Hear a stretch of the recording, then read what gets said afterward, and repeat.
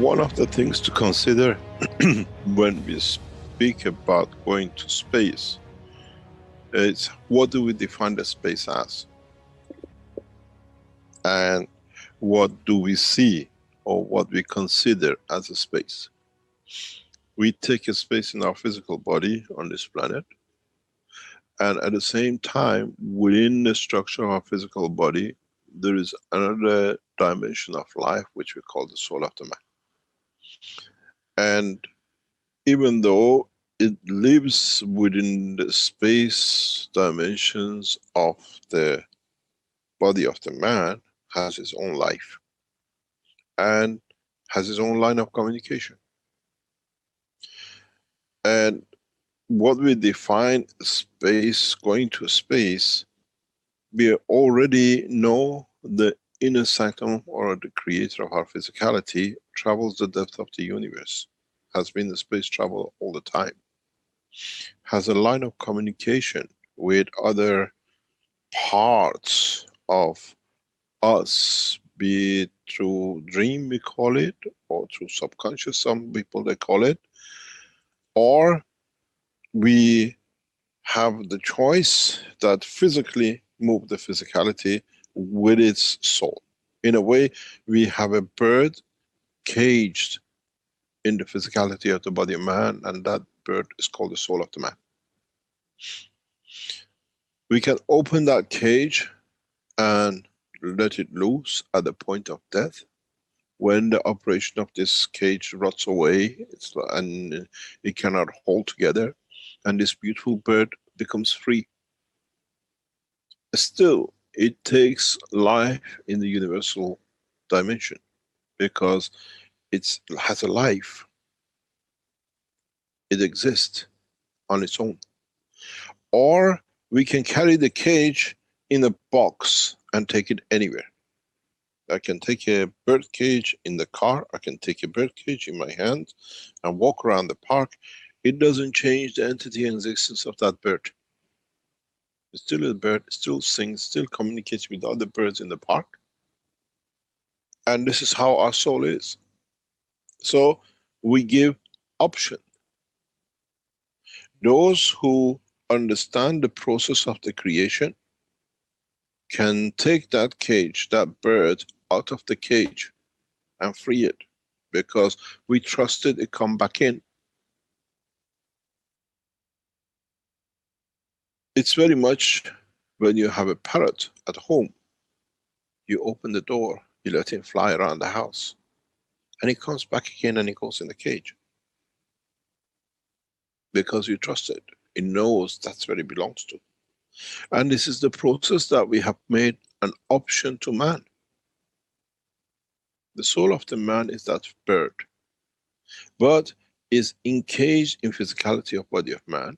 And for the first time, man knows, man can see that it's him who hasn't trusted the bird to be freed.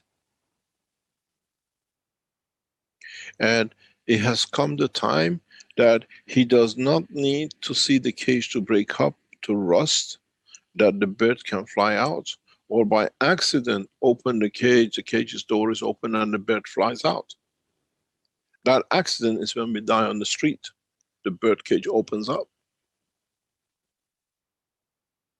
That bird still gets freed.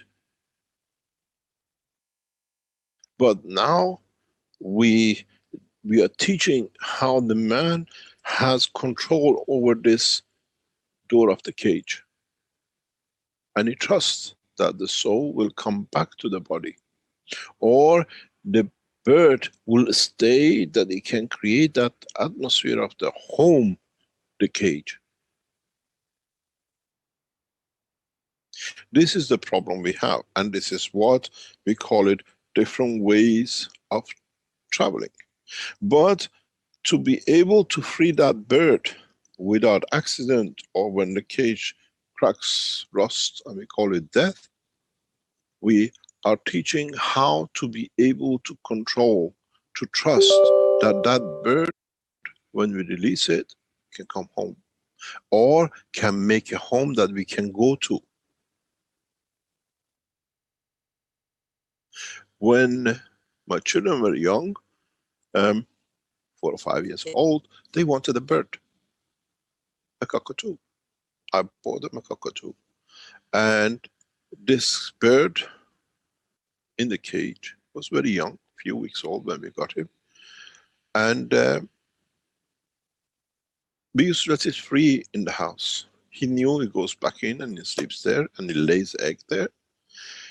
And it came to the point, because of the diseases carried, we had to, the doctors told us, this bird cannot stay in the house because it's causing problem in the house, health problems. So we decided that we loved the bird. We didn't want to let it go, it was part of us. So we decided, if we let it free, it will die, because he didn't know how to look after himself, because he was hand-fed. We decided we'd take him to a sanctuary, and we give it to a sanctuary to be kept. We carried the cage across a park, and as we were walking to go to the sanctuary in the park to be given to them, an old lady saw us. She says, "Oh, what a beautiful bird." We said, "We have a problem, we love him, but if you leave him here, we don't know if you see him." She says, "I'll look after it, give it to me. You can come and see it anytime you like." And it was just like a gift. So we got the old lady in the car, we went to her house, we put the cage there, we showed them how to look after the bird, and the bird was free again in the room. And every now and then, children said, "Papa, can we go and see him?" So we called the lady, we go and see him, and the bird is there. And it was a new home, it was our home. And this is how the soul of the man should be. Is trusting that where he goes, he can make a home for us. So in this process, we are teaching different ways of freeing the bird, or carrying the cage. The bird is still there. If you want to carry a cage and go somewhere, you get in the car, that's your spaceship. Still the cage is there and the bird inside. The cage is the body of the man and the bird is the soul of the man. Because we haven't trusted that we get the bird back. We carry the cage in the spaceship. Or there is another line of teaching, which is the understanding the structure of the cage, that you can make the cage not to rot, that then it frees the bird, but it can open up and you can carry the bird is free, you don't need to fuel it, you don't need to do anything, it travels the space of the room, the space of the garden, the space of the city, and he comes back home again. In a way, when we teach about the soul of the man, is in getting the man to trust himself. And to trust himself, he has to become detached. Has to come detached from physicality, detached from the wealth, detached from everything else. That the wealth is within me, not belonging to me.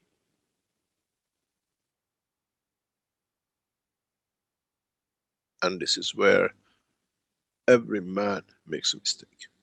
In many of the teachings I have referred, if you understand that you can put the soul of the man to act with the soul of physicality of the man, you can make anything you like.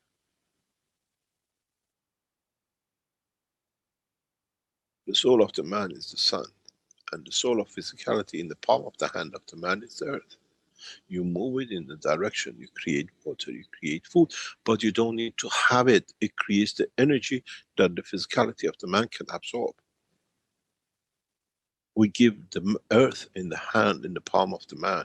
He creates what he needs, he takes what he needs from it.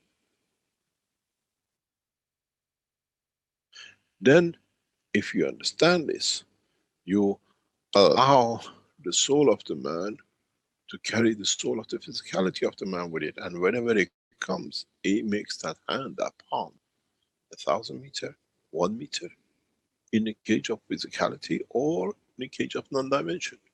So it's not methods of flight, it's the method of man understanding his own potential, his own grace. So because we have so many people who are so physically attached, we teach about the spaceship for years. This is what it was. They still wanted to see they can get into something. But as I said, I teach for the universe, not for the man. What we teach in the dimension of soul of the man, many travelers of the universe which hear the soul of me are educated, they understand what they missed. But as this is the last time we bring a messenger on earth, we teach everything for mankind to carry. All the rules are in the book. There shall be no more messages.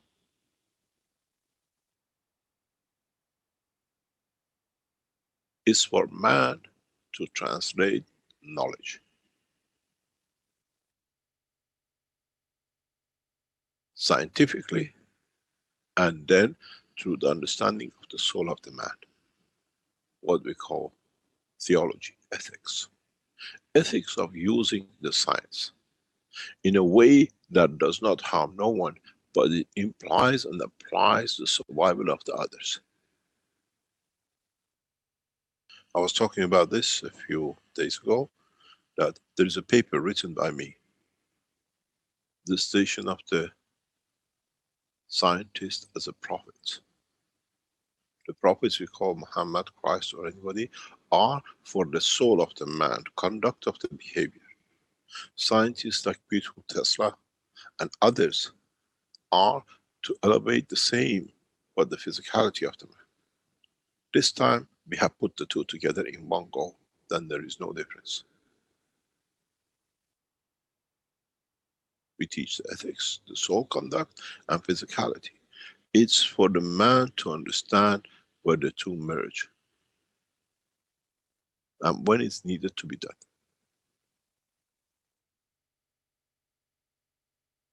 The totality which counts, not the individuality. What you can serve counts, not what serves you. So in this way, if you are physical, we have given you the spaceship, all these reactors. If you have moved in the dimension of understanding part of it, you have the dynamic system, you get some energies, you put a glass of water, you mix the energy and something else together, you're still the camel bird. You put the orange, take the energy, but you still want that the physicality that you're doing something with it, you drink the water. And for the soul of those who understand the totality, then they don't need the cage. They're the free bird. And this is the essence of all the teaching. It's not different ways of flight, is understanding the existence of the universe. Then if you travel with a spaceship, who do you see? The citizens of the universe in a physical dimension. If you travel with the soul that you can create the physicality, you take that out of the equation. You travel, but you know you have connection with everybody.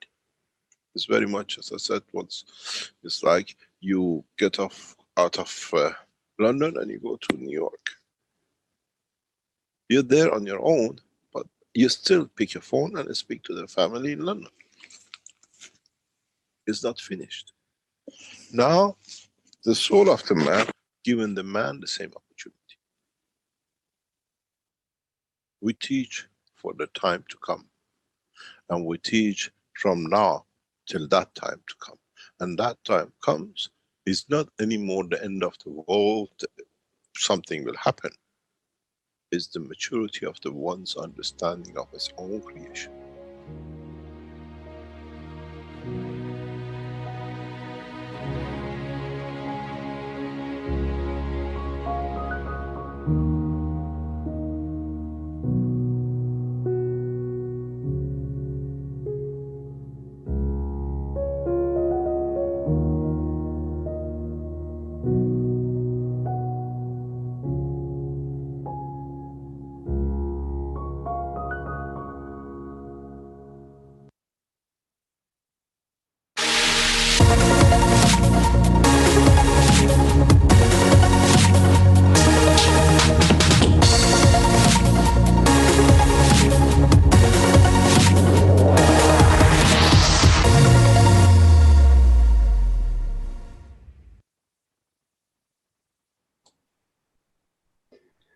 Welcome everyone to the 295th Knowledge Seekers Workshop for Thursday, September 26, 2019.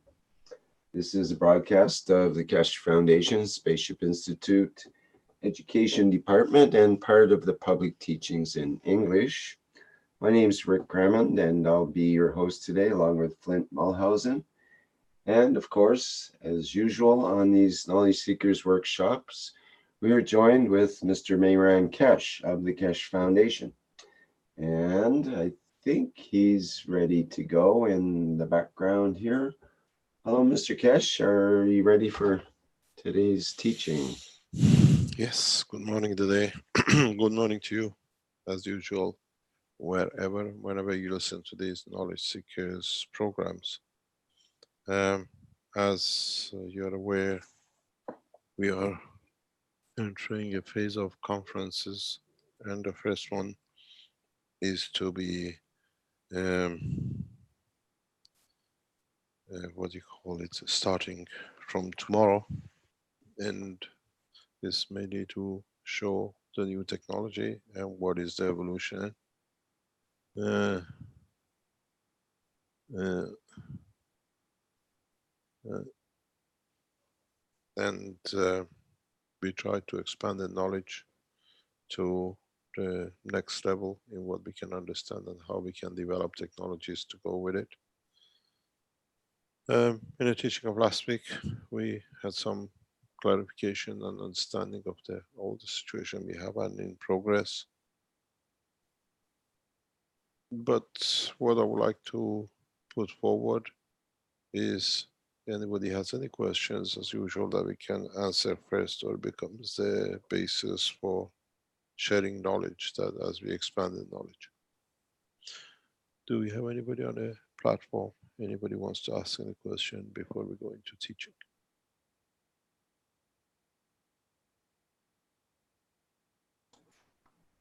And as usual, I'll remind the attendees you can put your virtual hand up and we can allow you to speak.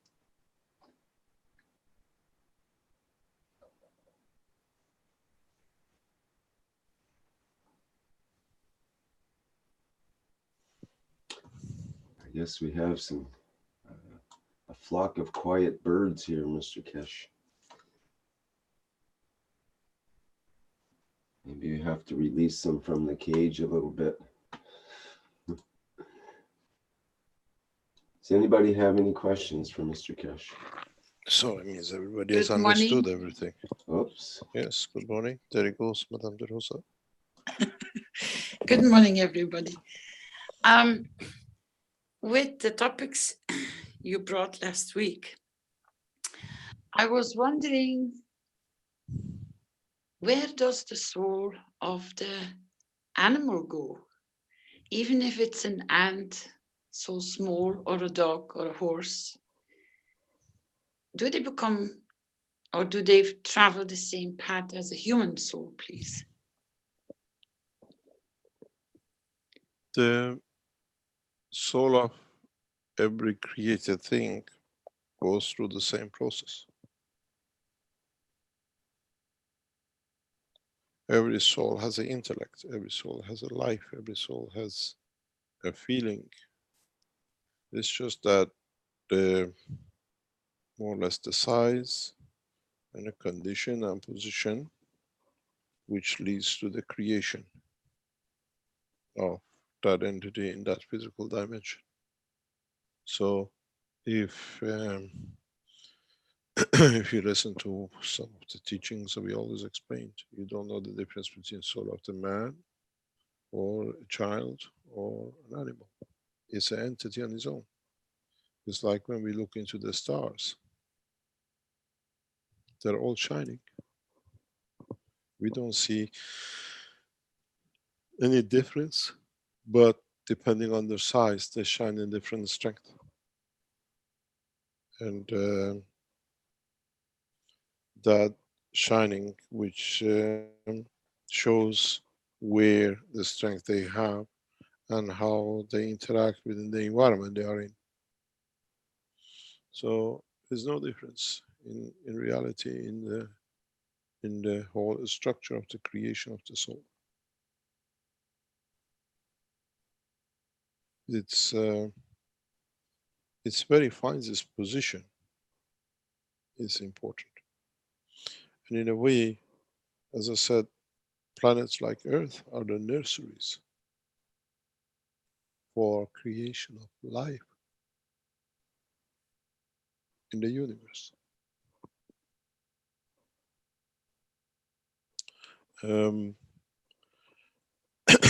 When the soul is free, according to the strength he has, what it can give, what it can take, it finds its position in the universe. And it finds its point of reference in the universe. As I've said before, when you put the magnets near each other, depending on the strength of the magnet, they find their position. And so is the soul of the man.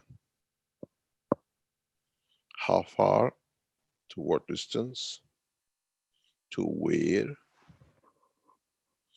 and on the other hand, if you look at it, do the planet like Earth, which are the cradle of life and create the souls, do they themselves become, in the long run, long term, due to the energies they create, start their own cluster or their own galaxy?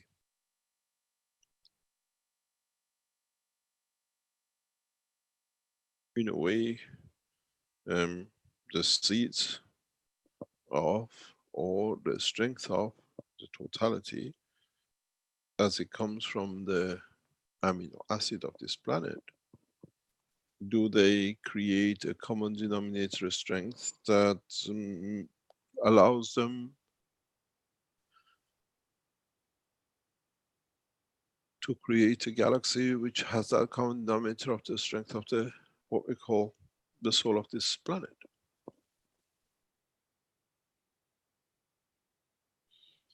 And in that process, all hundreds of billions of stars or planets or whatever created in that galaxy is all have a common denominator energy which has come from the strength of the amino acid of this planet. Some of the galaxies in the universe are created that way. They have a common denominator strength.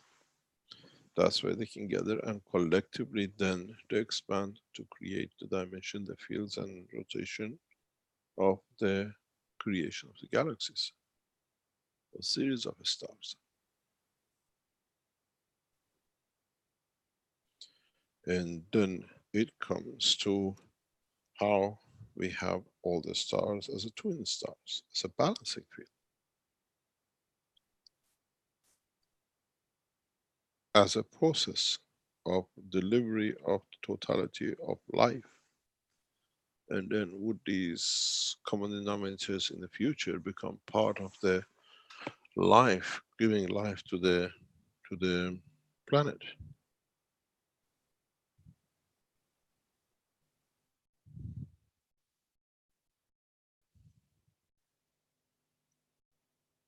It is interesting in how we understand this language, how we can comprehend and how we can expand on the knowledge.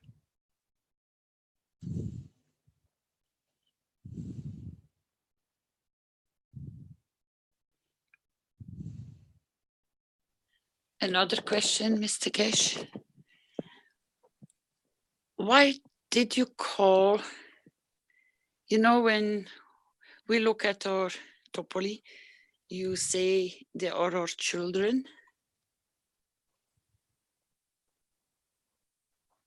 What do you mean?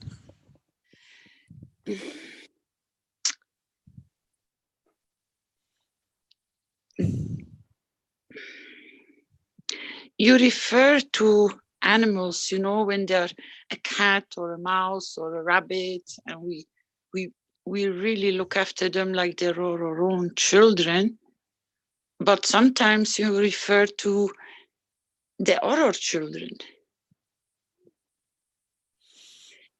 The thing is, the child does not necessarily means what you have given physical share of your physicality to, like our physical our children.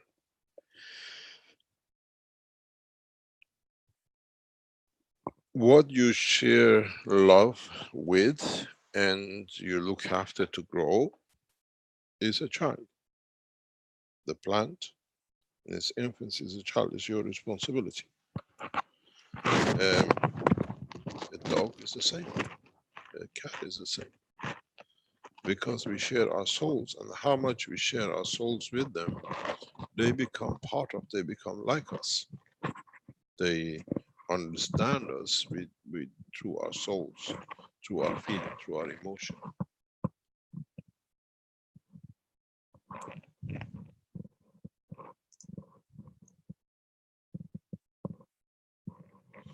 And what is important,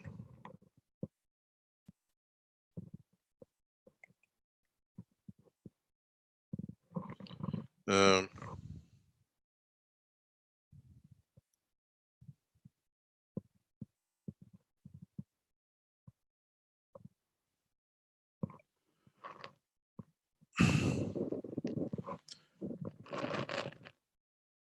we share, they feel us, we don't speak their language, but they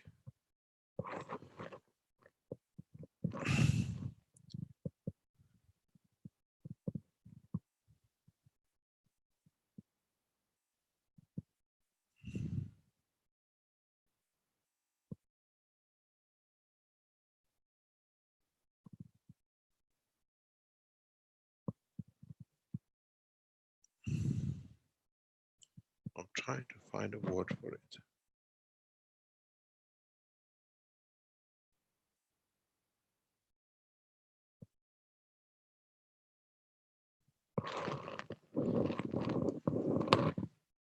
Um,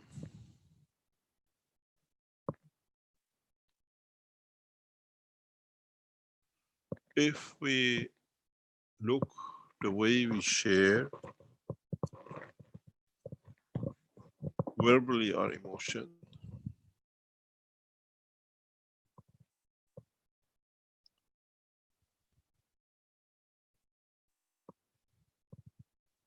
then we feel each other.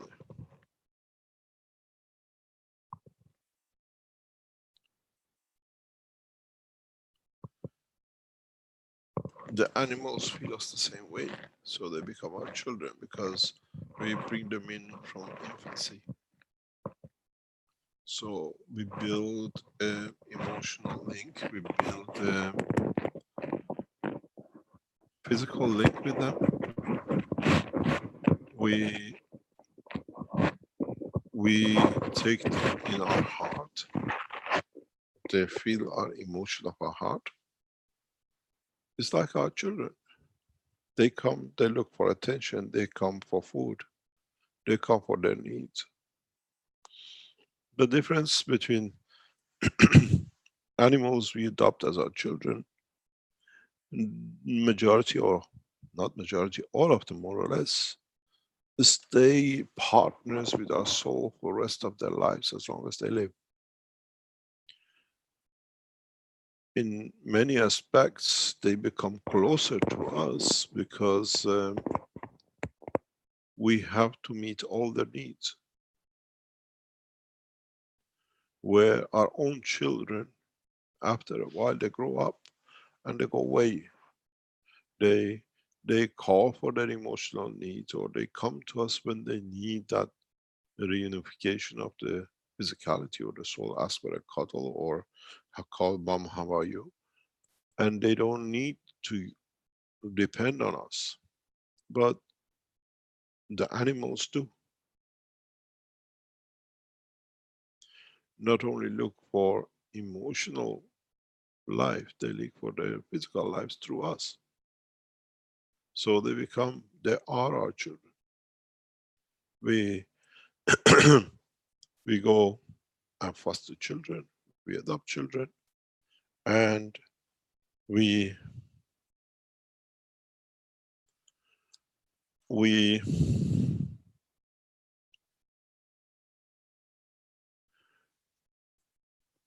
we give so much to them. We they give back to us, to what they they want to, or what they have in their inner sanctums to show with us. If we have a dog and we don't feed it, what do? And you're in the house, it doesn't go anywhere. It starts rummaging the house and it's doing everything else. And if, for example, in many cases, if the owners of the animals die in the house, the animals, if they're not found, they die with them out of hunger. So our children are not that way. They walk away, they can find life. The animals can't. So they're more than our children. In a way, when we take an animal, it's like taking another part of our own, another arm, another leg, another heart. Without them, we cannot exist. And so they are our children. And depending on how in generations they've been adopted and how they've been trained, how they've been brought up over generations or centuries, as we've seen them or tamed them, or we still capture them and keep them, they show that kind of behavior toward us. Some animals are cuddly, some animals are there but they want nothing to do. It's the same as if you have a dog. Dog cannot be left on its own, but you open hatch for a cat because the cat goes and does what he likes and he comes home. Home is somewhere when he just wants attention and living. Children are not necessarily what we create physically out of interaction of our emotions and feelings, but children of God across this universe are the same. Doesn't matter what you call it. But the strength they have, the joys they bring you, what they feel about you and with you.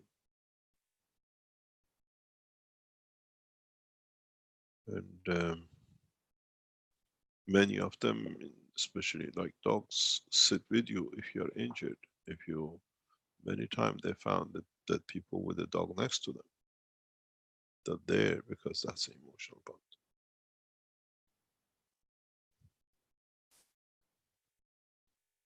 So the animals are us. It's a reflection of us. Their behavior is very much our behavior in the long run, because they respond to our behavior and we respond to theirs.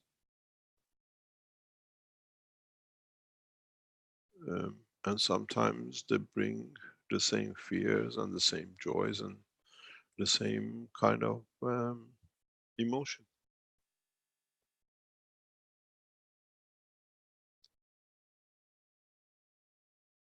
So animals, no matter what, an ant or a lion, you bring it home and you look after, or is part of you.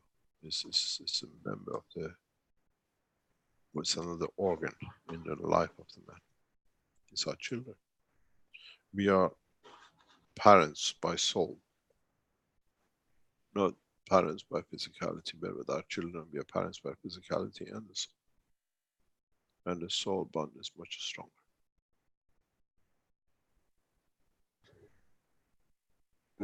Mr. Keshe, there's a question in YouTube, and when you mentioned ant, it rang a bell here. It's from Chris. He says, is an ant, for example, created in the image and likeness of the creator? And can an ant teach other ants higher or divine knowledge? In soul, yes. Because now we know physicality is manifestation of position and condition. But all creatures of universe in essence of soul are the same as, or reflection of the soul of the creator.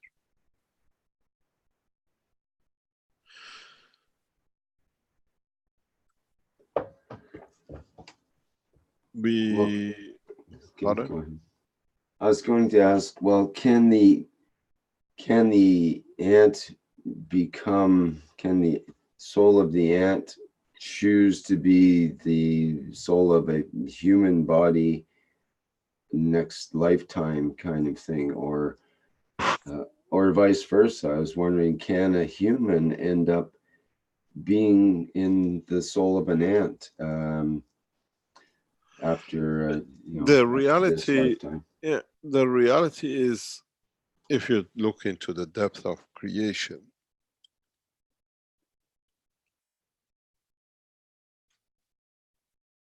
as we said, when we transmute the soul of the man across the universe, and it's when it suits it, manifests itself in the shape of the manifestation of entity at that position, then would that differ on this planet? But the other point is, would carry the memories and constitution of the soul in behavior.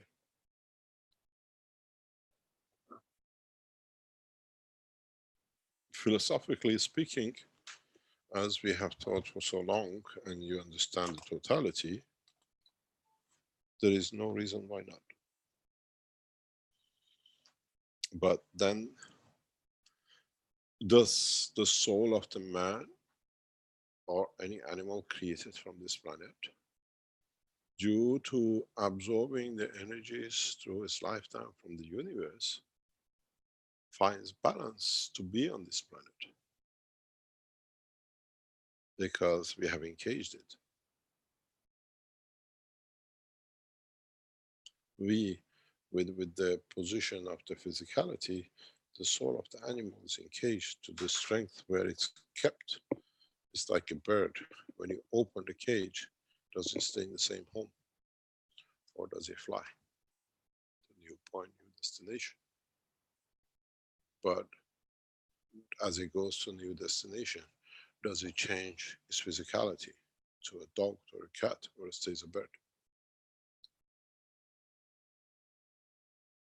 In so many cases, in so many ways, there are two answers to this question. And in so many ways, does the soul of the man becomes the soul of a dog and it manifests itself? In reality, it does not take place, because now it has taken a different position. But does its soul become that it manifests the dog somewhere? We have to understand the process of the creation, and in so many ways, the process of creation of the soul is different when the soul is free and he finds his own dimension. When we create a dog or a child out of the interaction of the two physical dimensions, like a sperm and egg, is different than when the soul is free. It does not go and take a place in the physicality of a dog, because it already has the body. The dog which is created already has a soul. So in that case, the soul of the man is free to interact, to create conditions for other souls to be created out of. But it cannot go and live in the soul of the dog. It cannot go and take a soul of a cat, because that soul was created at a point of inception, or a soul of the, let's say, child.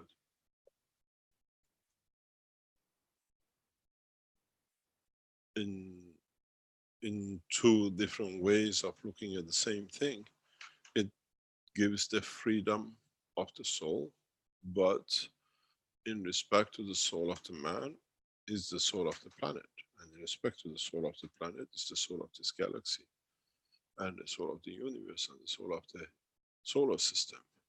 So the soul of the man finds a position which balances in according to all these, not what is created. That we can go and go in the womb of a dog and then create a dog.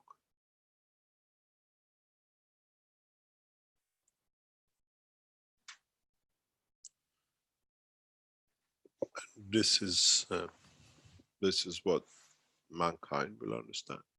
We, it's in a way, I explained this some times ago, is like when you see a flower matures and then it pollinates.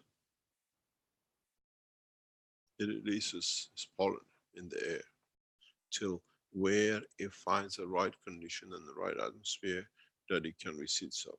The soul of the man, soul of created things on this planet or anywhere in the universe, are like that pollen. They travel the span of the universe till they find a position. And then in that position, they manifest themselves according to the environment of themselves with the strength of the soul they carry. And this is how we see so many stars in the universe.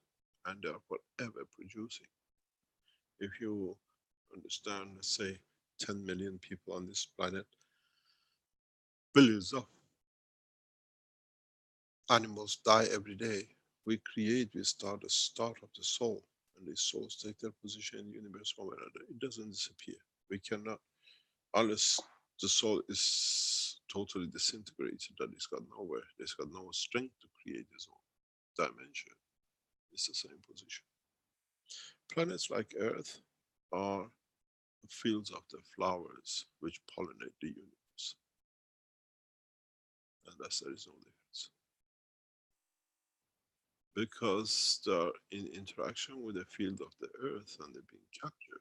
So they find mostly, usually, space outside the dimension of this planet.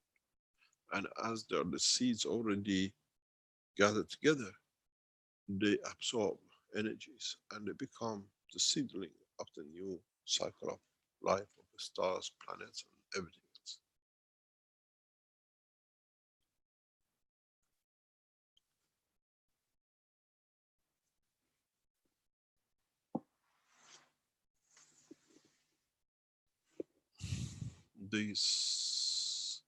These are what we have to accept. In new technologies which we start showing from tomorrow, we will explain new dimensions, new structures, new criteria in the life of the man. By creating the condition of the soul of the man and being able to position in respect to, not to become part of.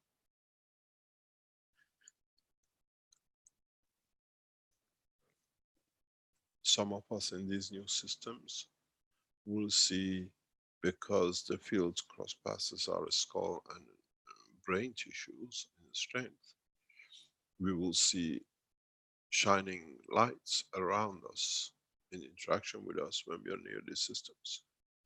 And if the interaction is strong enough, we shall become a light. Earth is dark unless it's interacted by the stronger fields of the sun, then it lights up. That's what we call it daytime. Now we create the same. If we understand the process, if we understand the same thing happens all the time in the universe, we'll understand very simply that the life in the universe is a repetition.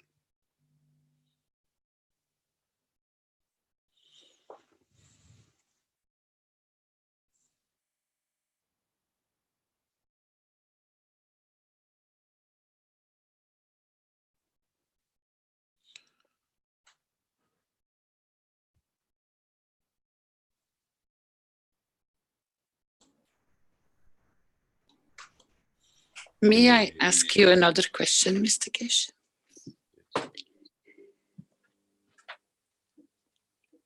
Hello? Yeah. In one of our teachings, the classes, the topic came up that in referring to what you explained in one of your presentations about, you know, when, let's say I'm referring to somebody in position that is doing wrong, you said then it affects their children and the family. Could you open that door more in that we can understand what you meant exactly? What do you mean? You know, when you were referring to the court and to what was taking place, and I'm going to give you an example, then you will most probably understand what I mean. When you read the life story of the Bab, and you see that the ones who took the place of the executioners, then they followed their life of what took place there. You mentioned this quite a few times throughout the weeks and months of teaching, but a lot of people get confused that they take like a responsibility that they are responsible for whatever was done from the grandparents or the parents before them.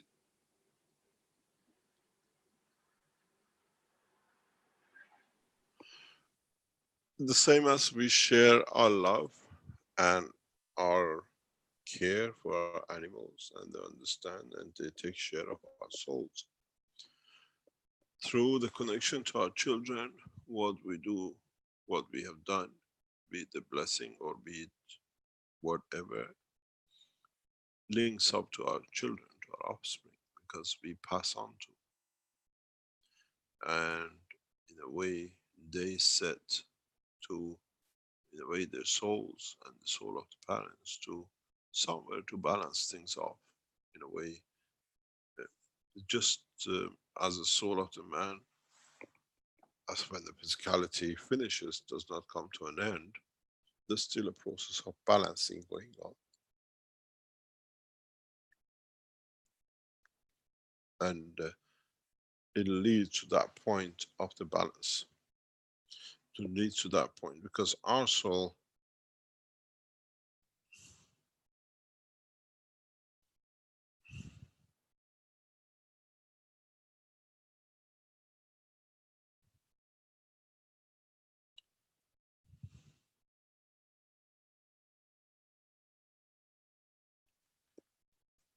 is responsible for the actions of our physicality, because it was part of it. It's where the energy came up to do. And so it goes on the same. And it transfers to the same position.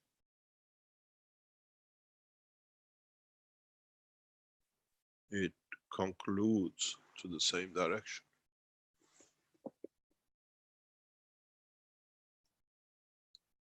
And we share, as we share our love with our children and with our animals, they take from us. So that responsibility which we took, do it the right way or the wrong way, carries on to them, and you see it to go, because they share the ethos. It's like if you look at the life of some of the prophets, and their followers live the same life because they accepted to share the soul. You see the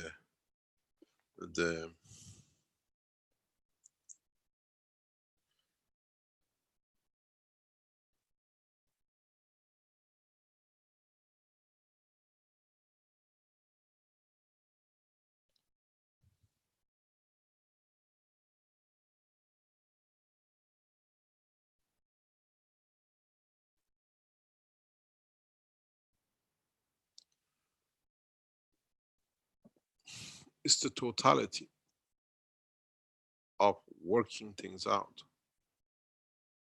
understanding it, and from it trying to understand that the life does not stop at a point of a soul being freed.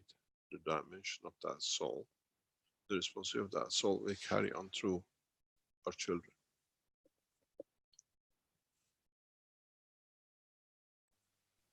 The reason why is because the topic came into one of our platforms that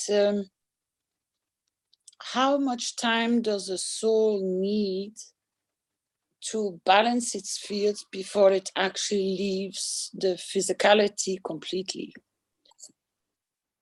There is no time. Or it hangs around, or it stays around, or its presence stays around. Like we had with Fabio, we still sensed Fabio very clearly 3-4 days after the accident. And he was even present at his own funeral in the church. We could sense, a few of us were more than aware of Fabio's presence. You remember when we came from and we passed, we didn't know where Fabio was located, and we both at the same time had a different message from Fabio, and then we realized that he was a few meters away from us without us actually knowing. That is where I'm trying to refer to the presence of the soul. I know that the body and the separation is instant, that I understand, but the soul field strength, you can still, you get messages, you can, there are things that occur that you are becoming aware of, like you and me did with Fabio. So people have asked the question, but how long can that be present? Is that the same way that until all the fields are balanced with the family? It depends what the soul decides, more or less, in what connection. What and how is connected to the physicality.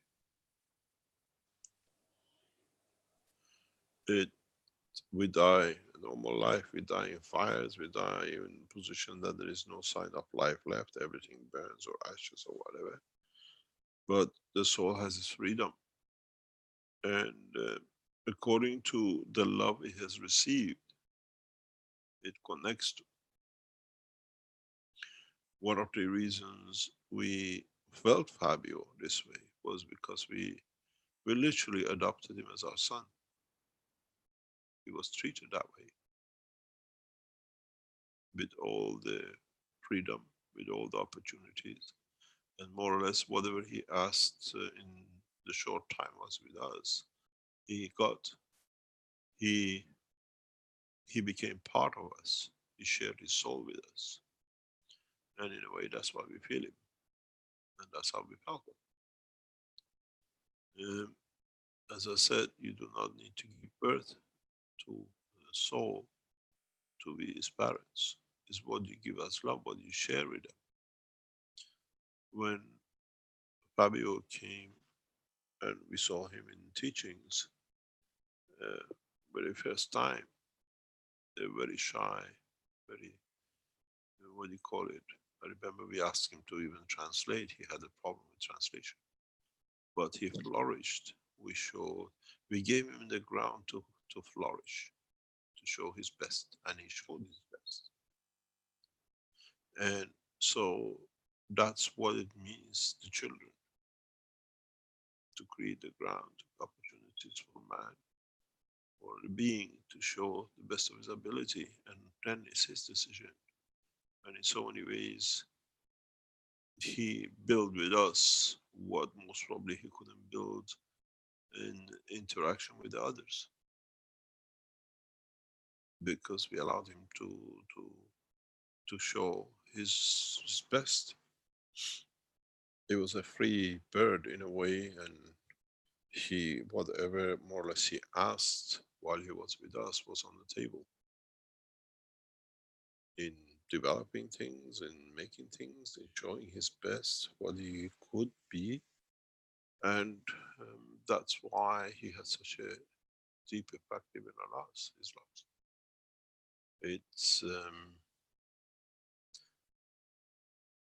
It's sharing a soul. And he was there to make sure he has everybody who he loves. And he still is connected to us. He still affects every daily factors in the foundation in so many ways when I look at it. And he's connected. We have established a link of giving, and he established a link of giving to us. Like today's Thursday teaching, when he was around, it was different. When you walked into the teaching or in the lab to teach, it was Fabio. It was energy, it was just injected, and it doesn't matter what it was, he find a solution. He was never there to lose, and that going through it established that link. It's very much like the way we have established with many people around the foundation. It's not the knowledge anymore, it's the understanding of the process, that we share the same ambition, we share the same soul.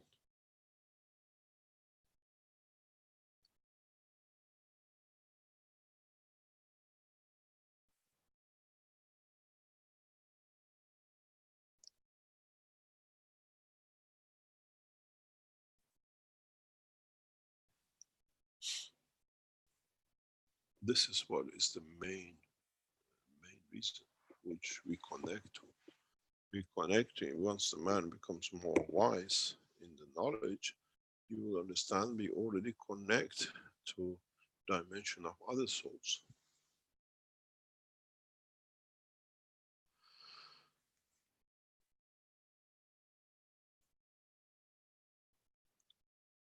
We only dream, or we remember part of the dream, which what is connected with two legs, two arms and everything else, or maybe some frightening movies we see something with something jumping.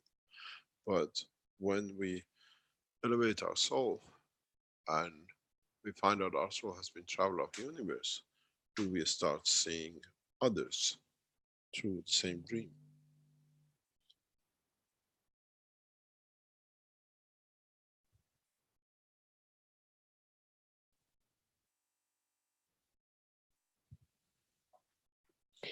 Thank you for explaining. And then the last question, please, is the topic came also on the table that, let's say,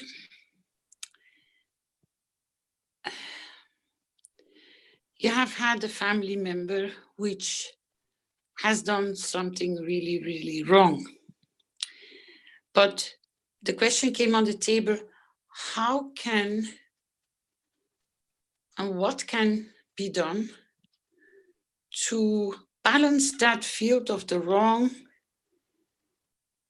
so that it lifts that burden of the family on the other family members? What truly can be done? It is, do the families know you've done wrong, or is it to you on your own? Is it a conscious knowledge, or is it a shared knowledge? There you go. No, it's about if somebody has taken a life from somebody else, your son or your father, or it is in that kind of line of responsibility. What can the children, when they come to the understanding as the level of a knowledge seeker, how can they work with that or find or create solutions for that family member, for them not to be carrying the burden of what went wrong? You see, we are a soldier and we stand up and we kill.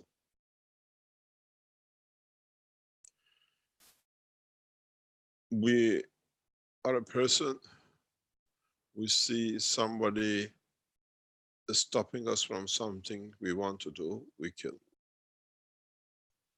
And we are driving a car out of nowhere, somebody jumps in front of us and we kill.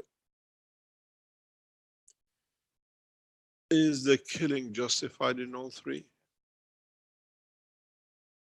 The first one, you're a soldier. The instinct of survival is, as being a soldier, I don't kill, I get killed. Then do I kill to stay alive? Or do I kill to kill the next one? To get a higher position, to do something else with it, to have a nation of my own, or whatever. And the second one is, if I kill, I possess the property.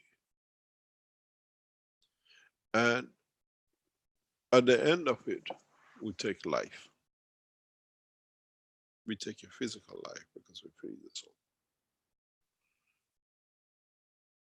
When a soldier kills another soldier, Does it go that is somebody, if I wouldn't kill, I kill?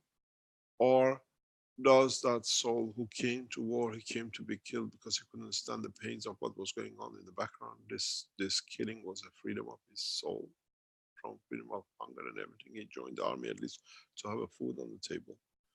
Or we go back in a deeper sense of understanding, accidental killing is accident. Anything else which is us making a decision to end life, it means we have to connect with it. When a sharpshooter sees a body, a line of fire, and he fires, he has connected with that soul.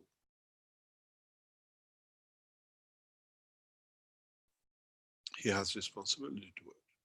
And that responsibility passes on, because this is one of the reasons many people don't understand why the American soldiers are coming back with so much diseases, so much problem back into their own nation. It's a current, present time. We saw the same problem with the Americans when they came out of Vietnam, because they killed. And they went to the intention to kill, not even necessarily kill. And in so many ways, all these soldiers killing is done by the decision makers in the high office. Those are become responsible too.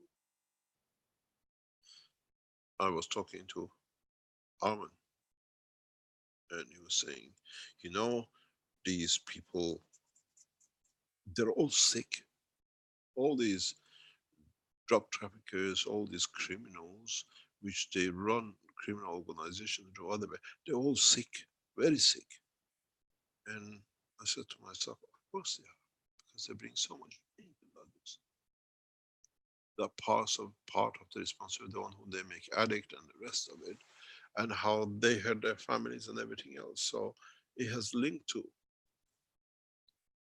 if you break the line in the family, what happens? You betray the house. What happens? It'll come down and the house will suffer. Then you find out the partner will do because you have betrayed. And then the children find get suffering and the rest of it. So we are responsible. And hidden or non-hidden, it'll come, it'll serve itself. When we go and we think nobody sees, our soul sees. If man ever, if when we take people to army, explain to them about the position of the soul and what it is, I promise you none of them will pick it. In the future,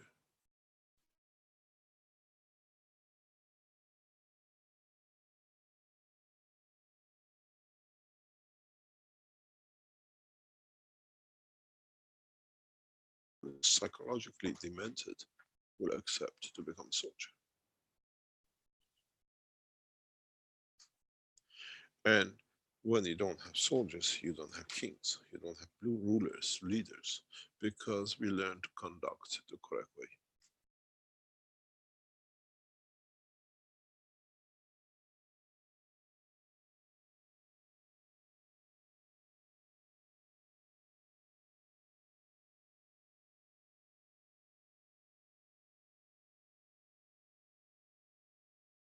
Cash, this is John here.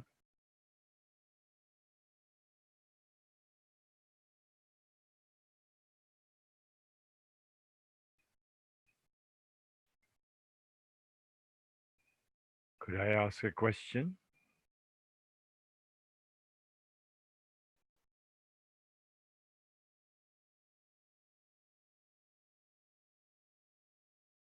I think we have an issue with Mr. Keshe's line, John. right at that moment. I think he's reconnecting. Just hang in there a minute. And Dimitri, you had your hand up earlier. Did you have a question as well? Hello, everybody. I did have a question, but it was kind of answered, but it wasn't. So, and it actually leads on to something else. So, yeah, I do have something to say when Mr. Keshe is back. Thank you.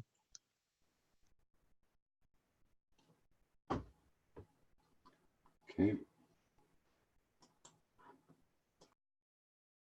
Hello, can you hear me? Yes. Hello, Mr. Keshe. Hello, yes, I'll come back. I lost one network, so I jumped to another one. How far did you hear? Well, This is John here. I wanted to ask you a question, please. No, let's see how far you heard. well, you seem to end at, where do you end? Can someone give me a hint there? But John came in with a question because there was a time of silence there that seemed like the thought was complete, and that's why John came in with his. Where did you hear? Well, it was about a minute ago that we lost contact. I think. Can anybody help me with that? What was the topic at that moment? I think it was fully answered. It just disappeared as John was asking the question. Mm-hmm. The only part which most probably was not answered, Mr. Keshe, was the fact how can a family member support when something has happened wrong in the family? How can they, if that is their intention, that they are aware of those kind of whatever wrong has happened, how can they position themselves to, you know, the story about a father that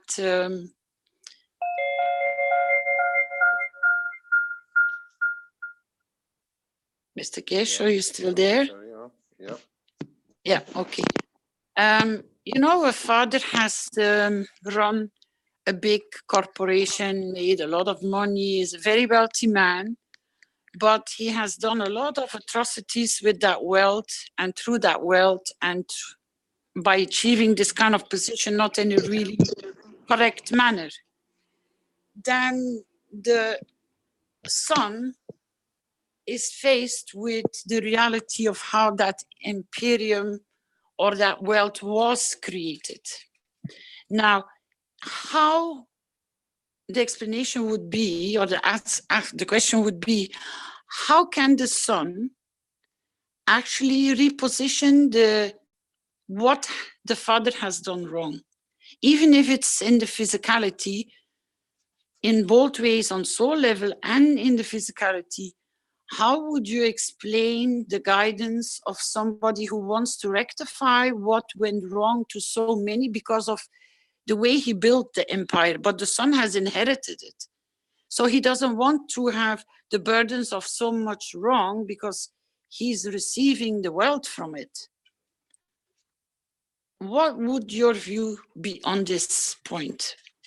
Because that will shed a lot of clarity in other situations for a lot of people which maybe know there's something been wrong in their family, wealthy or not wealthy, but that they can learn and understand through your explanation, how can they tackle this problem? The only way you do, we have to go to the next level. And you cannot do it anymore by whatever ways you might think, could be 30, 40 years down the line, is by elevating the soul of your father. And because he, even though he's gone, he's still connected to this planet and the people he's done wrong to,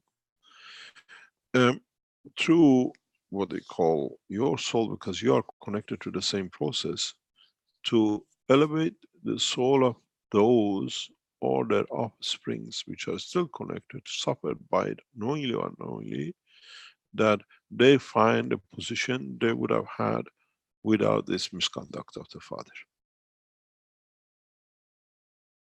This is why we pray for our parents. When we pray for our parents in the way, the old way was to raise their soul, to give from our soul to them. And what for? For them to put right what they did wrong with others. It's to put it right, to correct the situation of what was created, knowingly or unknowingly. Human race will learn very soon. And the suffering on this planet is too much. It's too much. Everything you do is so entangled that either way you end up with something. The condition of mistake being upon mistakes and mistakes being be just came to me. This physicality has created the condition that does all to elevate. Sorry, we missed that last sentence, Mr. Keshe. You broke up there. This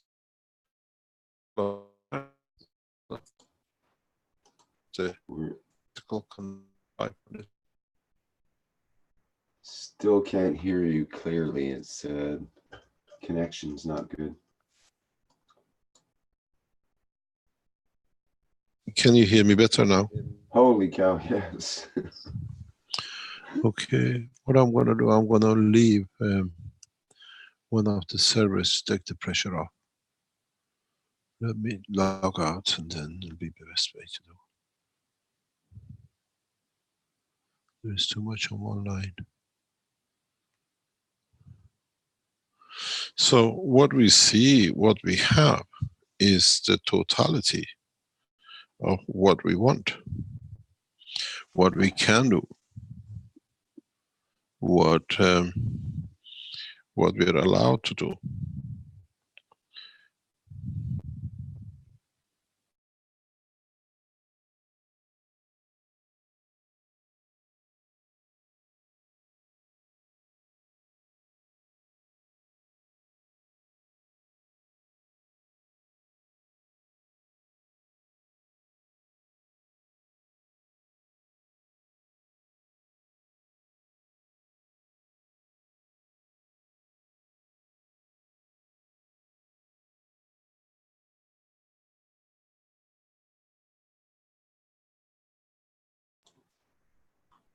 Keshe, are you ready for the next question?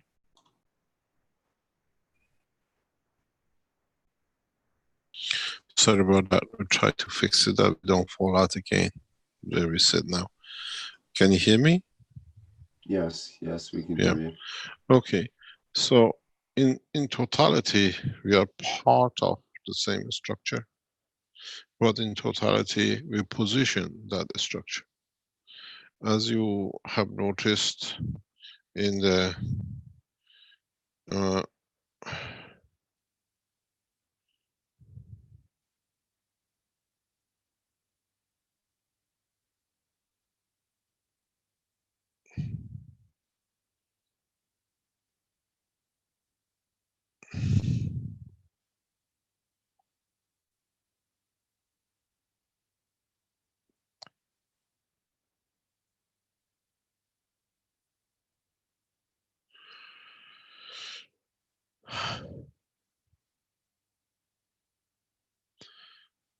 we choose and we allow the position to take place in respect to us.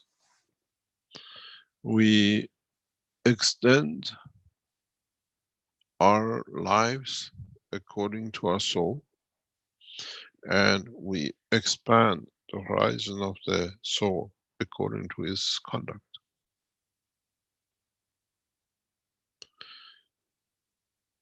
How it will be done, the way it will be done, is for us to understand the totality, the understanding of the reality.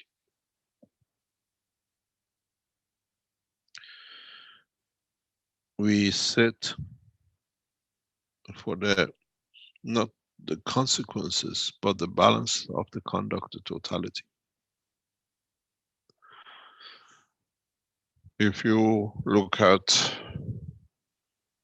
this planet from a distance, in the eye of the man, in the dimension of physicality is blue. But in the dimension of the soul of the universe is red. Red with blood of killing all these kings over centuries, thousands of years, millions of years. In one of my talks, I said, there is not a sand on this planet which has not been tainted with the blood of a man or animal or creatures.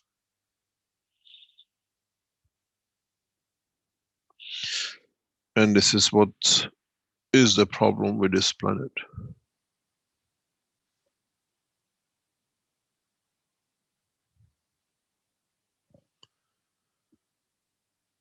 Not what we see, but in a way, what has the soul of this planet has brought, that has created the condition of life like this on this planet.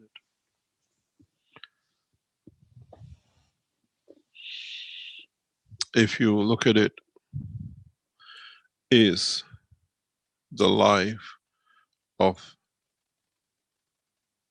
a single cell, which is just created and takes energy from its environment, the purest, because it takes what it needs, it doesn't kill for it. Even the plants on a continuous life, the cycle, we understand now that absorb amino acid, which means has a soul, is in the wrong condition.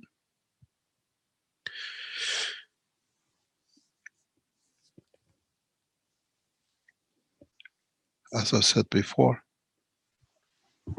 the whole structure of the soul of this planet is wrong. How it has become to be so wrong, how it has led to creation of so much misery, is beyond comprehension. And is there a need to elevate the soul of this planet, that with it elevates the soul of his life, doesn't matter, a tree, a plant, or whatever, is it the only solution? And the answer is yes. This is one of our job, one of our works, to elevate the soul of this planet, that with it, it elevates the soul of its embodiment, what is then done.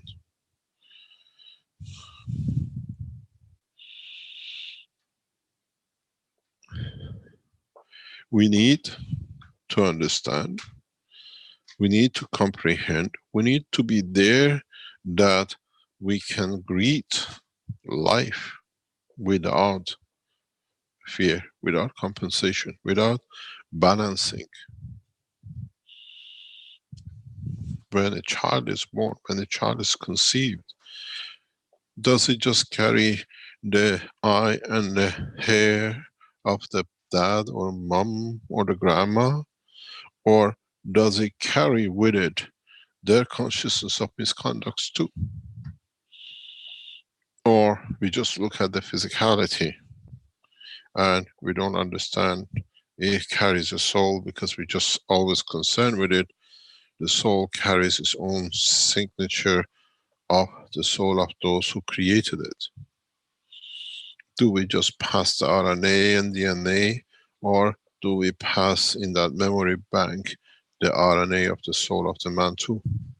Which in reality, yes.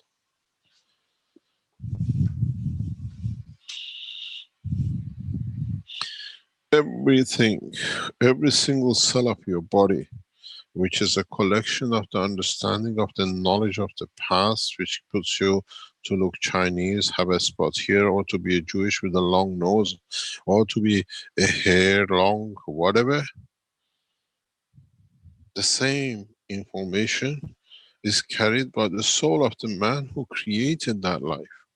So when, in a way, if you look at it, when we are born and we are only suckling the sap of the life from the mother, in that life, whatever she has done is passed on to us, because that's where it came from. But it came, part of it, through the soul of what she destroyed to have. The cow, the God knows, the animals she ate or whatever.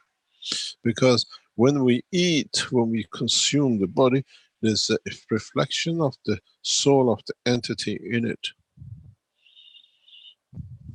So the accumulation of life on this planet is for everlasting accumulation of pain and suffering on others. When with a new technology which we about to release, you will see, it'll be shown to those who are present tomorrow.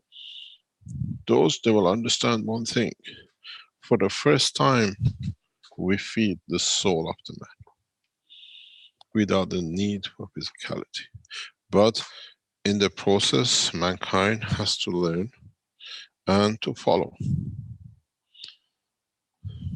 and to see how and where and what and the shape it has taken to become. We create the condition and we go through the condition. A wife who lies and cheats stands the services of the same thing back. Doesn't matter, it's done in hiding. If you ever listened to things which we lecture, if it's very interesting, you go to any fishing village around the coasts in Europe, be it Italy or whatever, you see churches.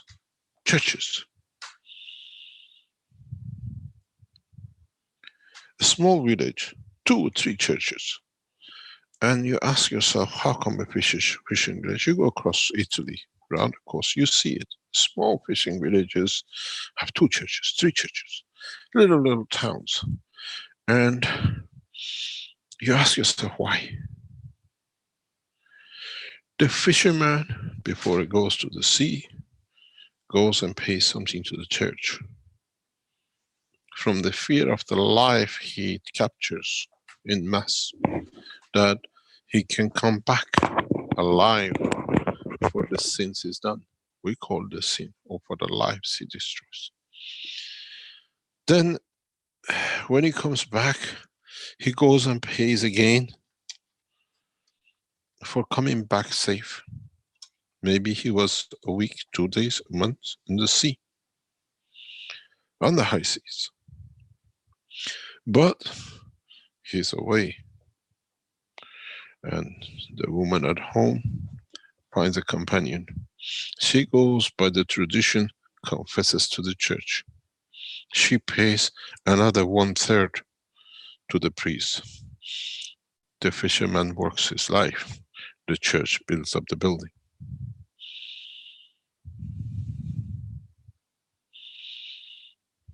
In fact, all payment of one to another.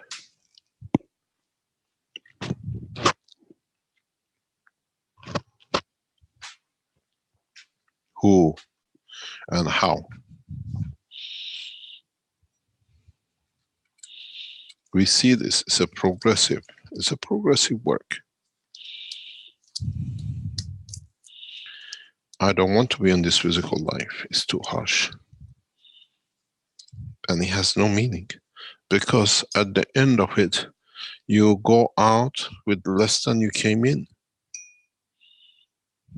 It's a bank account which always leaves negative. Because it's not that, oh, he was a good man, he did everything, whatever. He was a good man, but he used to give a lot of parties with lamb and steaks and the best vegetables, consuming life, consuming another soul for the pleasure of his.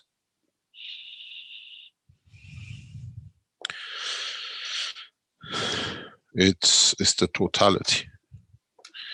And life on this planet is beyond imagination of what we could imagine to be.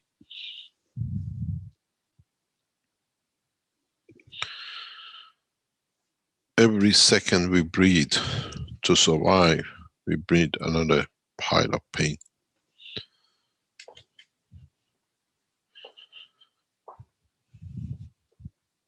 And the only way we find a solution is to raise the soul of this planet, that through what comes from it, it feeds its inhabitants, that they don't need to kill for it.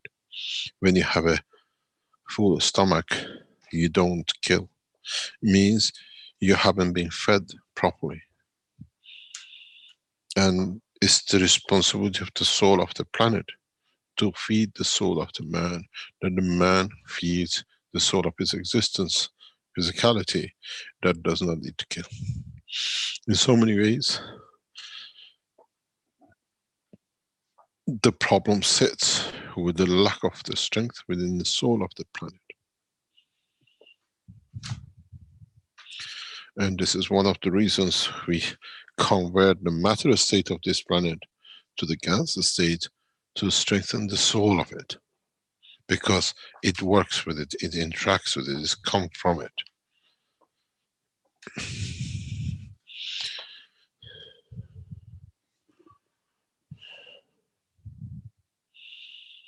And then you understand why the Chinese understood, and they used to go and throw tons and gallons of ganses into the rivers and the oceans to feed the thirst of the hunger of this planet, to change its position.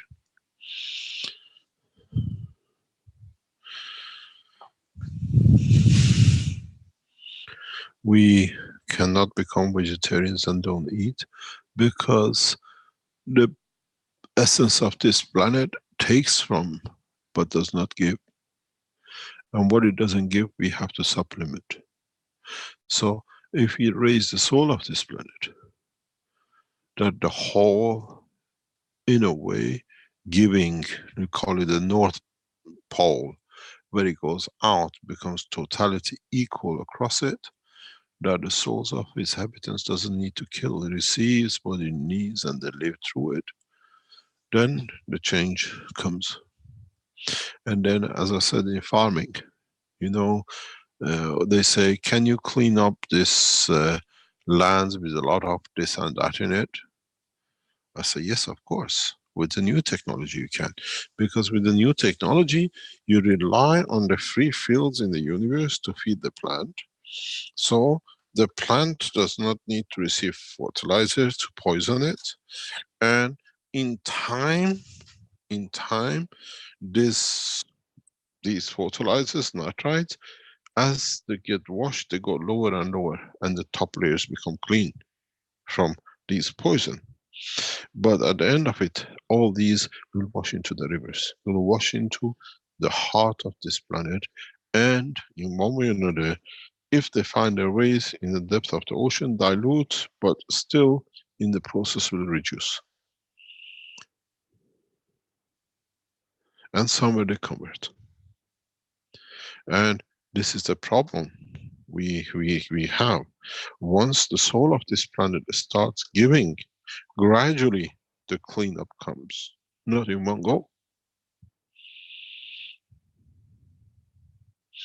Raising the soul of this planet is more important than anything else, and part of the work which we have undertaken is this, to raise the soul of this planet, as I've said many times before.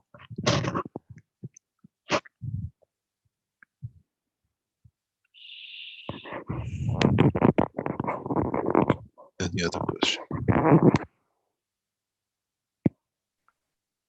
Yeah, well, John here. You have instructed us that if we have a cranium of a deceased person, we can reconstruct his body.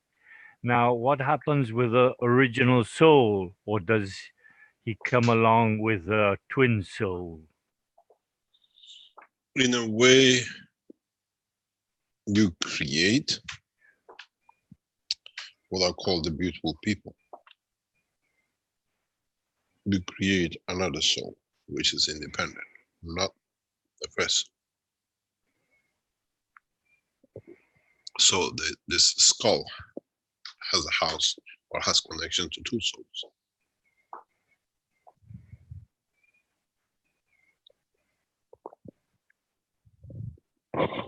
This is the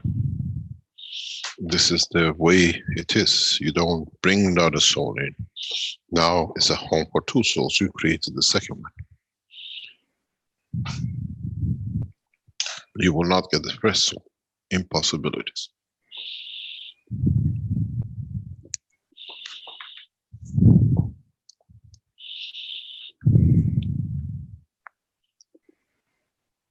That means the beautiful people have all gone through a similar situation. No, there was a condition that there was a room for multiple fields to be created.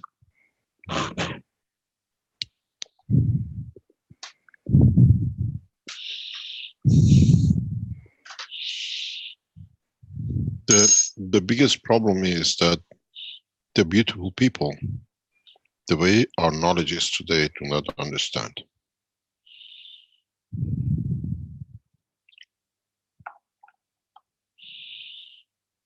Our scientists are not aware of this position. And if they become aware and understand, life changes.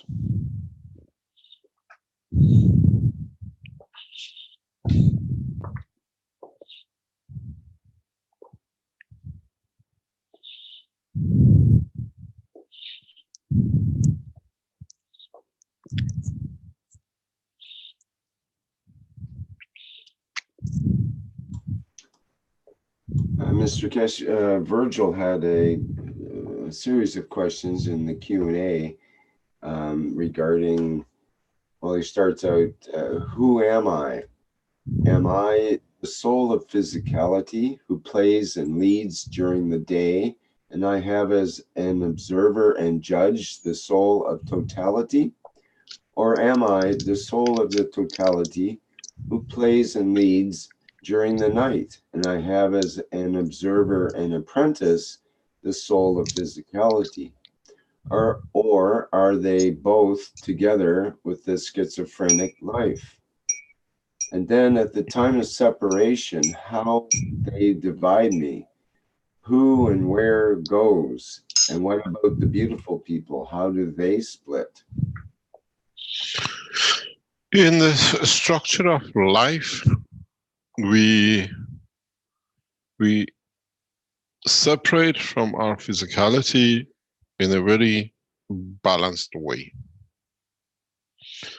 The physicality has a level that it cannot go up, and the soul has a level that it cannot come down. And at that point of what we call Magra positioning, if you want to call it, when they reach that point that one takes from one to what the other one needs, and one gives to the other one what it wants to give, that point becomes a separation. Then the life, which is a physical life, stays behind. They still got cells in it, as I said before, and those have life. They have a structure. So now they get decomposed and consumed or become part of the atmosphere of this planet in the consumption of gas, whatever, liquid.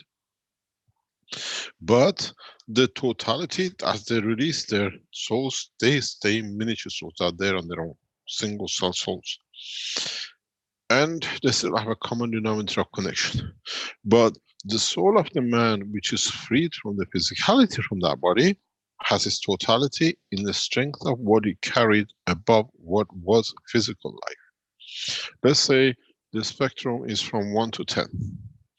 The soul of the man is working from anything which is energy above 6 above, and the physicality works from 0 to 6. But 6 above still have residuals, which shares, but it cannot reach to 10 that it can complete itself, then becomes 7, because it's from 6, it goes to 7, it goes to 8 to 9, and as it gets to higher order, it has less of the weaker one in it. So when it comes to the point that the total magraph, or total fields of giving and taking of the two, when it takes all the weakest of the other one, takes the strongest of the other one, they separate. And each one lives its own dimension. And each one divides in or adds to another dimension. The body after physicality gets eaten by birds, so they go through the same process. Transfer of the soul to a new dimension, because now you become part of the bird.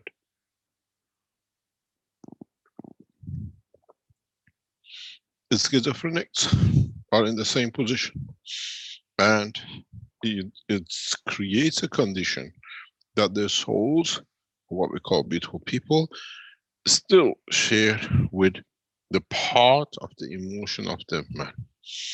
I was teaching this very recently, and I explain again, because in the new cycle of the systems we produce, we carry this dimension. We have to understand it.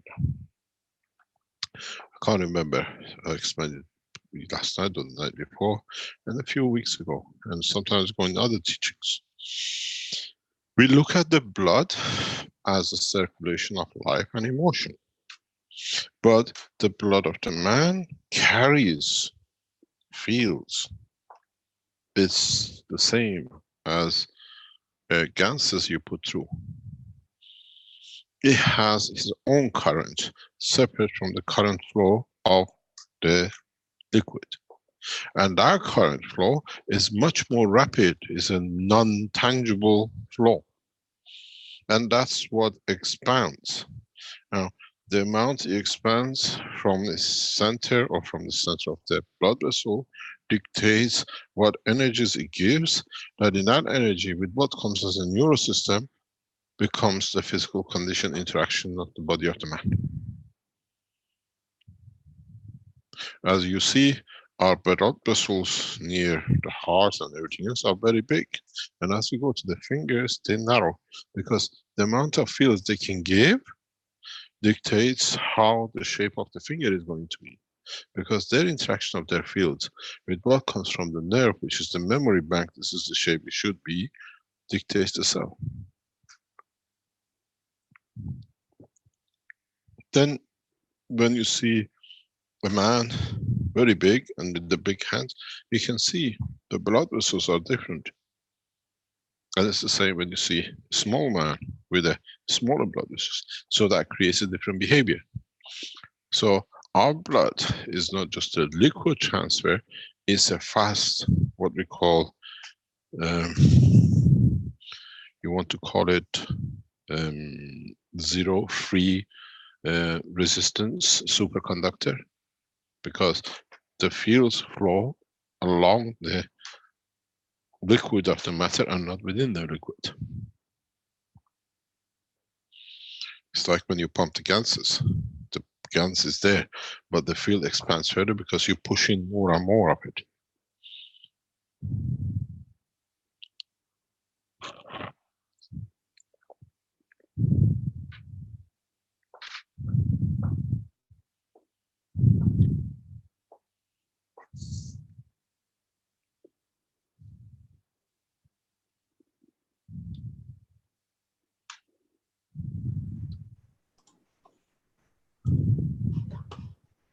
Mr. Keshe, we have a question from a Romanian who has translated his question in the Q&A, Aline.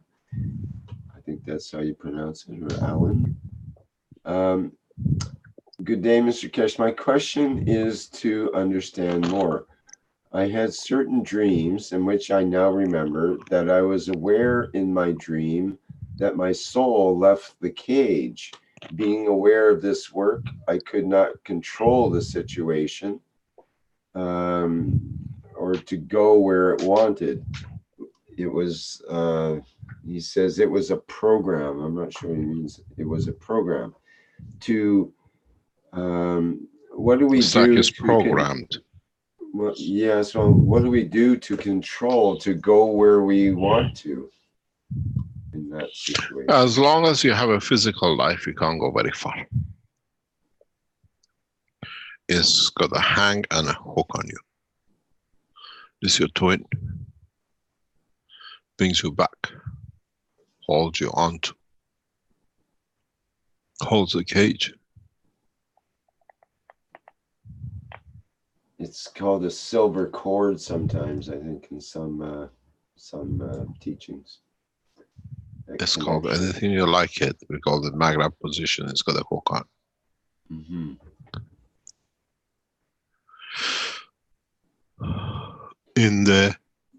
With the new systems and technologies, we will clarify a lot of things. A lot of mysteries will open up from tomorrow.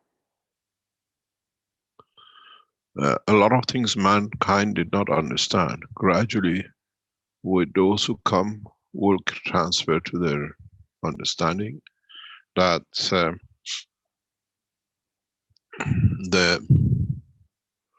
we have created a condition that creates a condition of life.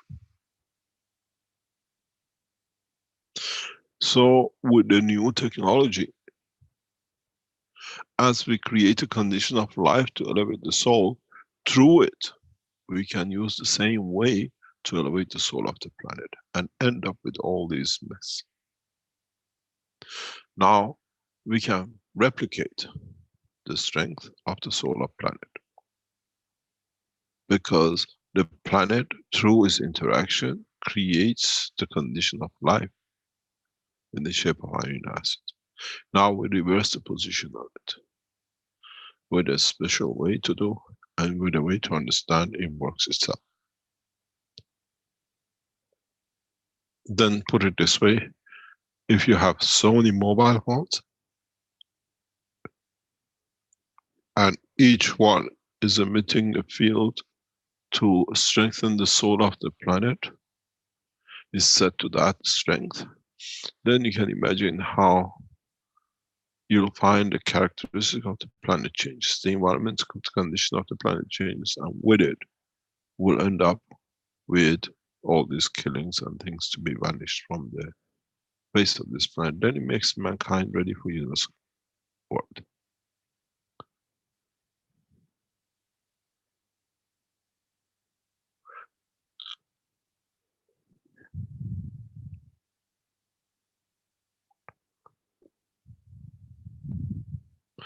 There are very interesting times to come. So Sylviane asks in the Q&A, should we see these different conferences as a portal that will open up communication with the universal community more extensively, with more With the awareness? soul of the man more extensively.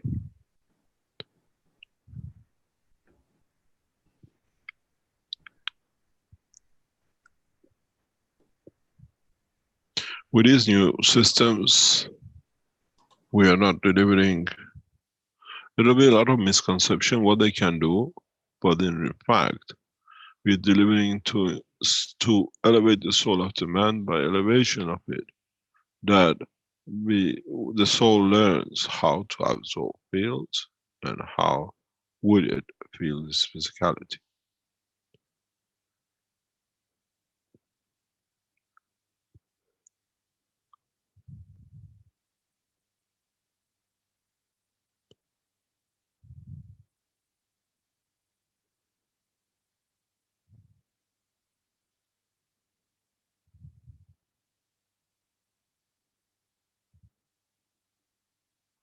Any other question?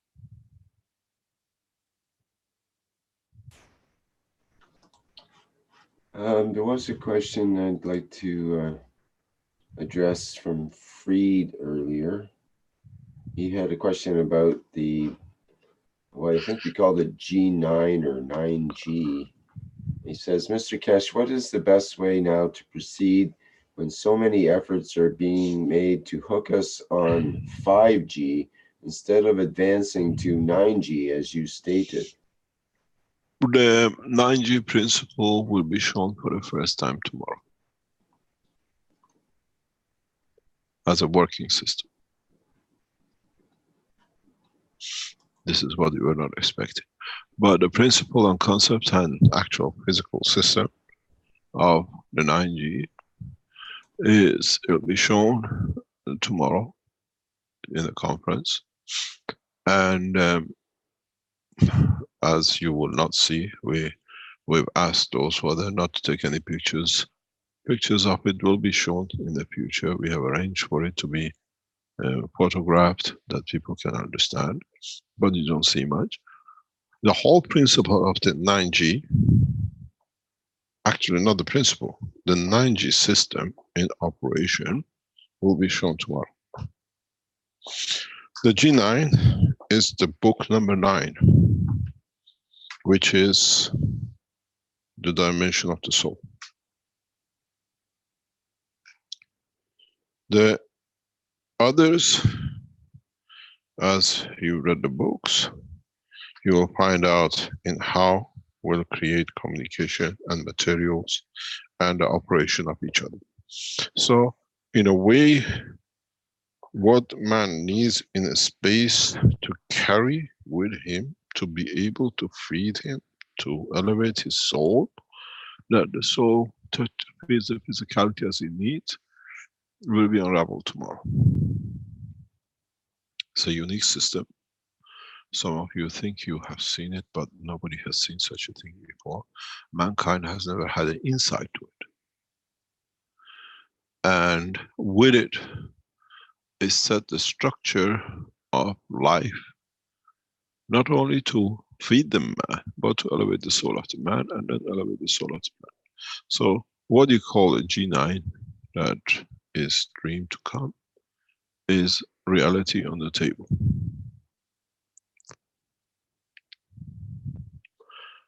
Many people who will come in touch with these new systems, it will change their lives.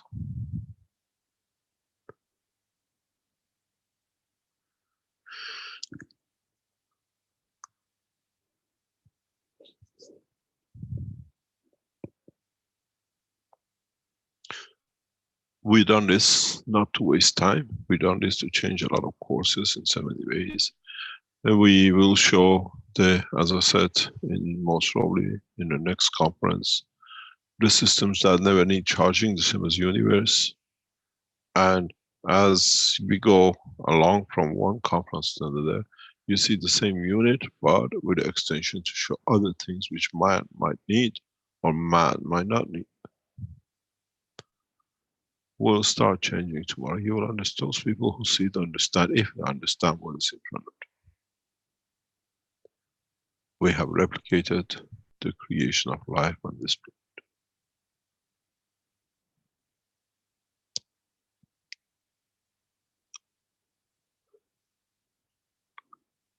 And that's what we call G9.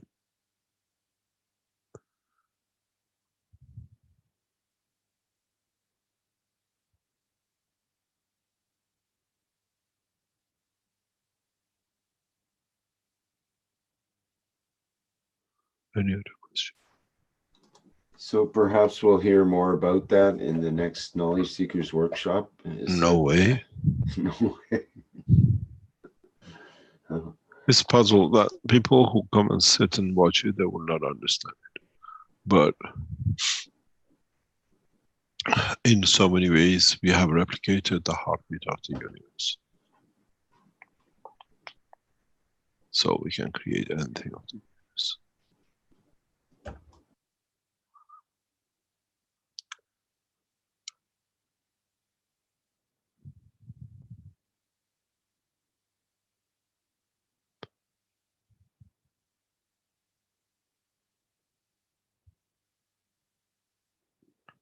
Any other question? There's a question from Ram. Why does the big media ignore the achievements of the Keshe Foundation?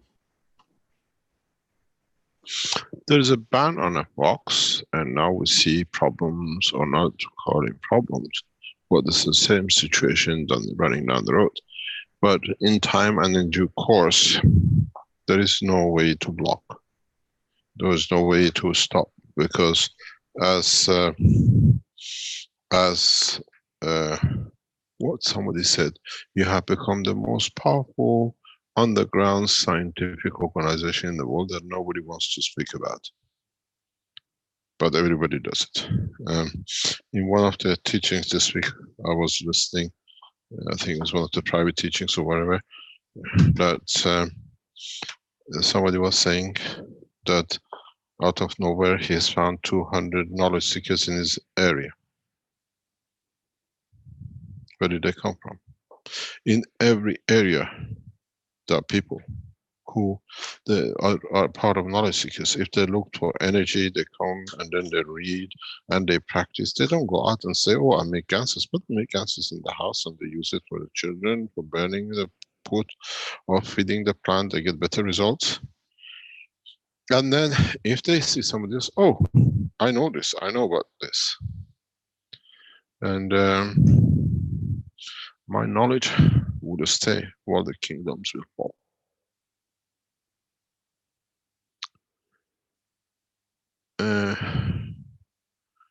We unraveled the ties to people who were abusers, and in time through us, those who have set up things to do will come to need it, because through their abuse they come to need the technology and speed. And we've seen it many times. This technology is amazingly in-depth across nations. It just needs one person, as the internet is, tugging for energy or energy system, and somebody come across the foundation, maggraph system or whatever, and then they're getting used to it, and as the guy said, my wife has become the maggraph widow. Because I spend all my time on making ganses and doing things. It's very reality. I was talking to some of our knowledge seekers yesterday. If people understood what I understood in the work of the maggrav units, you all have power generators, the most powerful power generators in your hand. But you don't understand. And I realized that in the second day of the blueprint, actually the first day in the afternoon, I realized that, hold on, these people haven't got a clue what you're giving to them. And you went the path you wanted to go. But I taught you different. And when we say we put the generator out, what people? There are people who want the generator to see what it is, to copy it, and then, as you've seen everywhere else. But the generators producing megawatts, we can release tomorrow. And there's a plan to be released, but in a different way. In the coming weeks, you will see the first battery, which, what do you call it, mobile phone, which doesn't need ever charging. You will see branded cars, which they will advertise that you don't need to energize, buy the car, it's for the rest of your life. Technology is Keshe Foundations. But we'll give the knowledge to these people because we have the knowledge to do it. And we share it with them because then it affects the whole structure. With a new knowledge, with a new technology, it will be released. Tomorrow will be the beginning of the opening of a new science for man. Does not matter what happens, who sees what, but in time I will realize it's the first time you carry systems which carries the totality of the creation within them.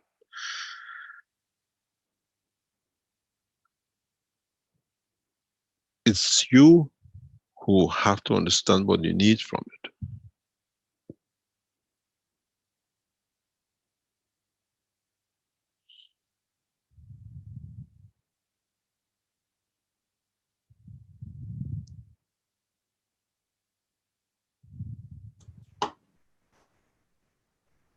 There was a question in that regard. I think you might have already answered it, but it says in the future, could we charge our smartphones just by holding them in our hand via KF Tech or a type of piezoelectric field? The knowledge is deeper than that.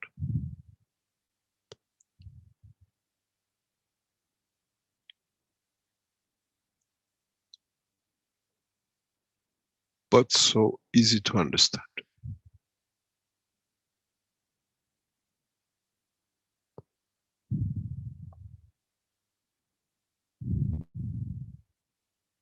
Mr. Keshe?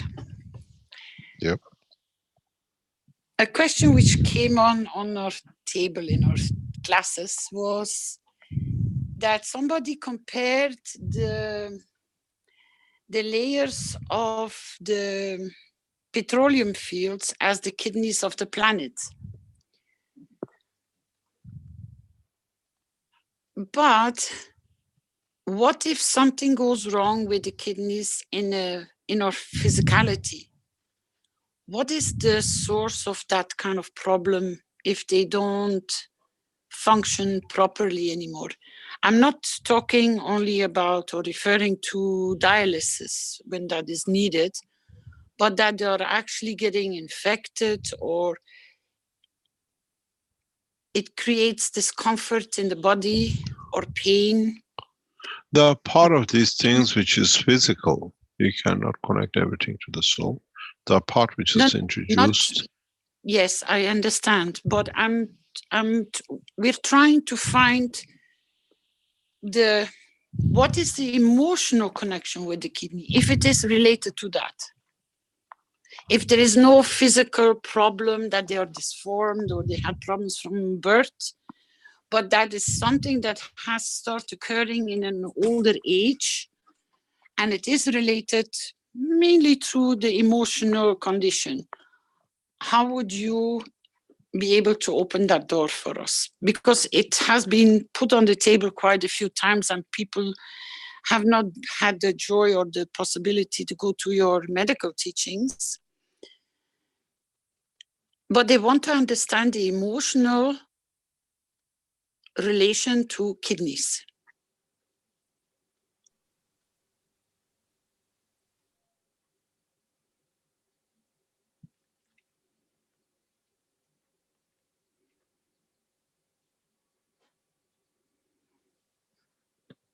Sorry, I dropped off when you said older age. Yeah, when, people Can you hear me? Yes. Can you hear us? Hello? Hello? Hello? Hello? Hello. I hear you both, but I don't think Mr. Keshe hears us yet. Do you, Mr. Keshe? Hello. I could hear Mr. Keshe, but then he disappeared again. Yep, I'm back again. I can hear you now. Okay. Okay. Can you hear me? Yes. I heard till you said the older age. You see what is strange? Doesn't matter which part of the world, it doesn't matter which part of the world we are, we still get disconnected. They say the Western Europe is the best place to be. In Western Europe, we have more problems than we have in China. And in Africa. I drop off more in Europe than I ever dropped off in China. We had the best receptions in Africa. Carry on. Yes. It has come quite a few times. There's nothing wrong with the kidney as a kidney. So the shape and the physicality of the kidney is okay. But the malfunctioning is more related to an emotional condition. So they're trying to find out what is the emotional disturbance that creates the kidney to misfunction or dysfunction or creates problems. Okay, I'll tell you what we have. Okay, thanks.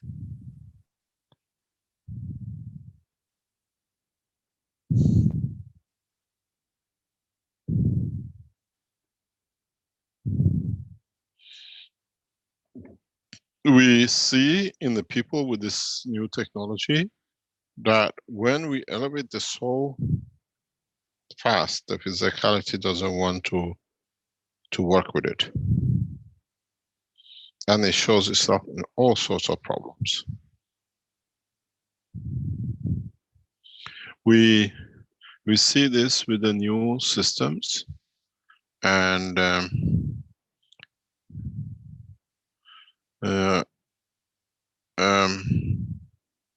we see people who, once we start or they start using the systems, they run into problem because their physicality cannot understand and cope with the elevation of the soul. And we see, especially with people with like Parkinson and the others, they go through worse condition. Because we elevate the soul in combination, and the soul does not want to take,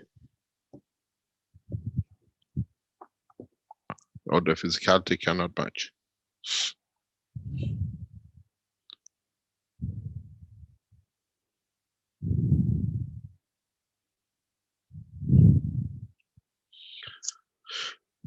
We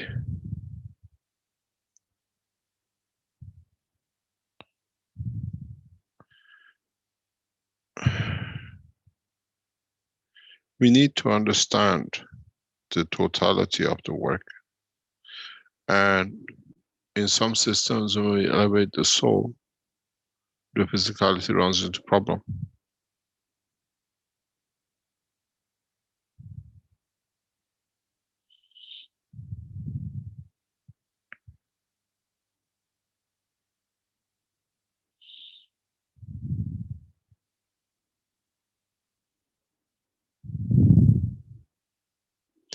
Any other question? Can you explain more, please, about when the soul is elevating, the physicality can't cope? What do you mean?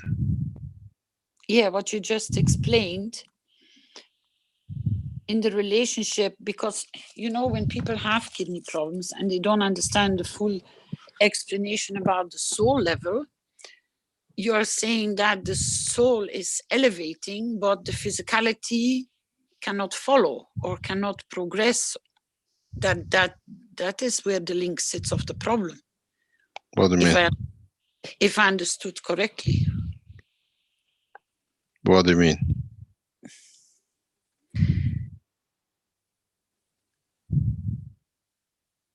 The way you explained it, it doesn't explain where the soul changes that the physicality can't progress. The soul tries to elevate itself that can separate from the leech of the body of the man. And at that point you see deaths.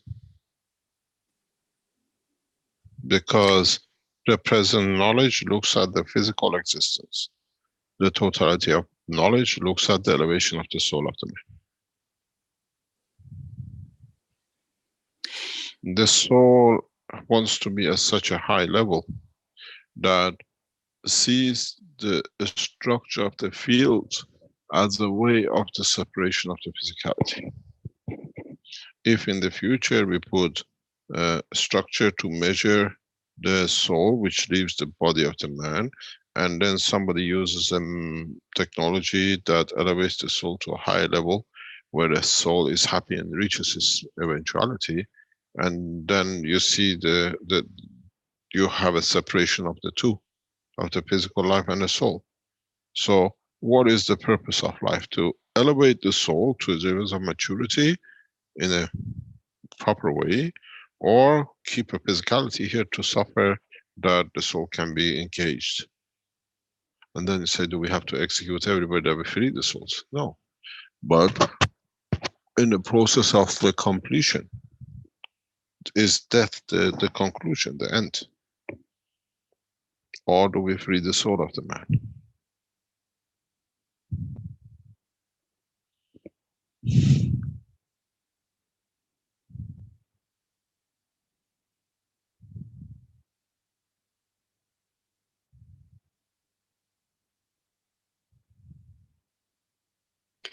I understand, but we are still in, the person is still functioning here in its physicality.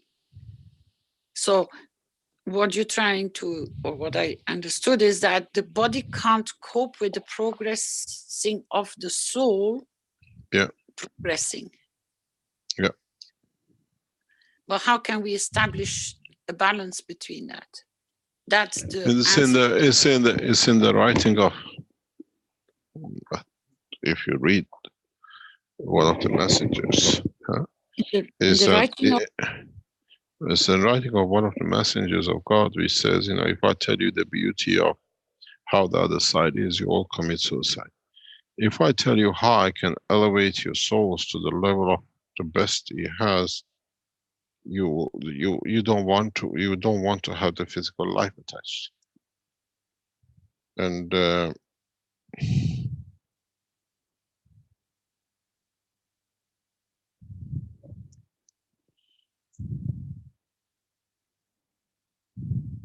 but how can we balance that progressing that the physicality can follow? That's where people are looking for answers. What can they do in their understanding to elevate their physicality that it can cope with the progressing of the soul? do we want to stay in the physical life and dimension? Or do we want elevation of the soul of man to be free? Or do you want to elevate the soul that it feels the physicality, and you watch here, you go everywhere, and you see everybody suffering, everybody's killing, and you're happy to watch it? Then that's your decision. Because you're not part of it. You become an observer to a mass murder.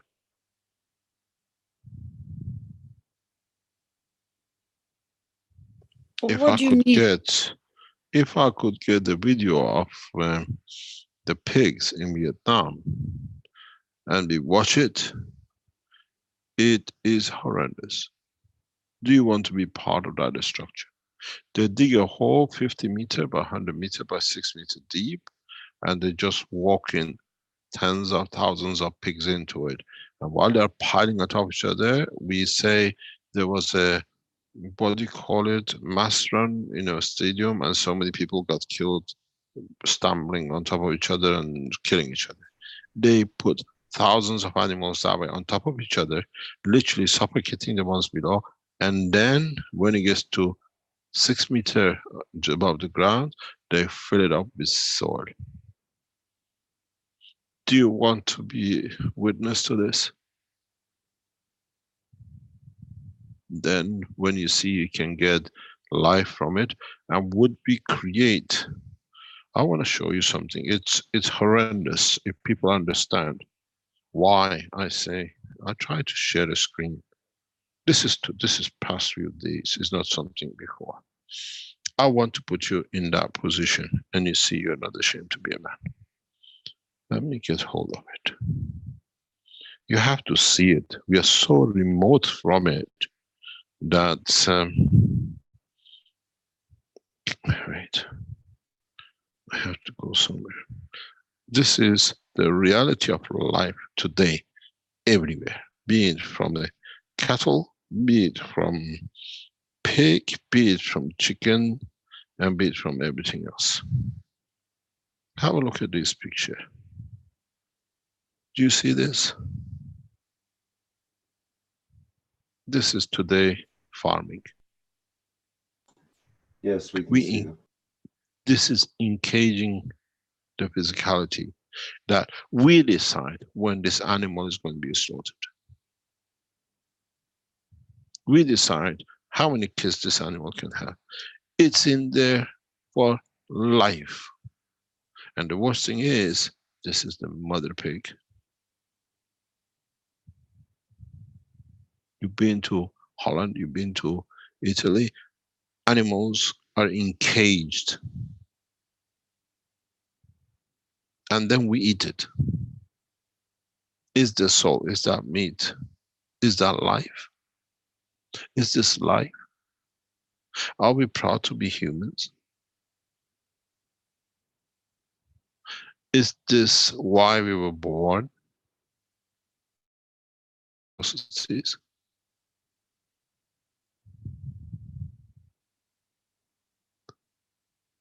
This is what we have created. Look at it, two animals were walking away from the other. One in two legs and one in four. And with two legs, you see what is done.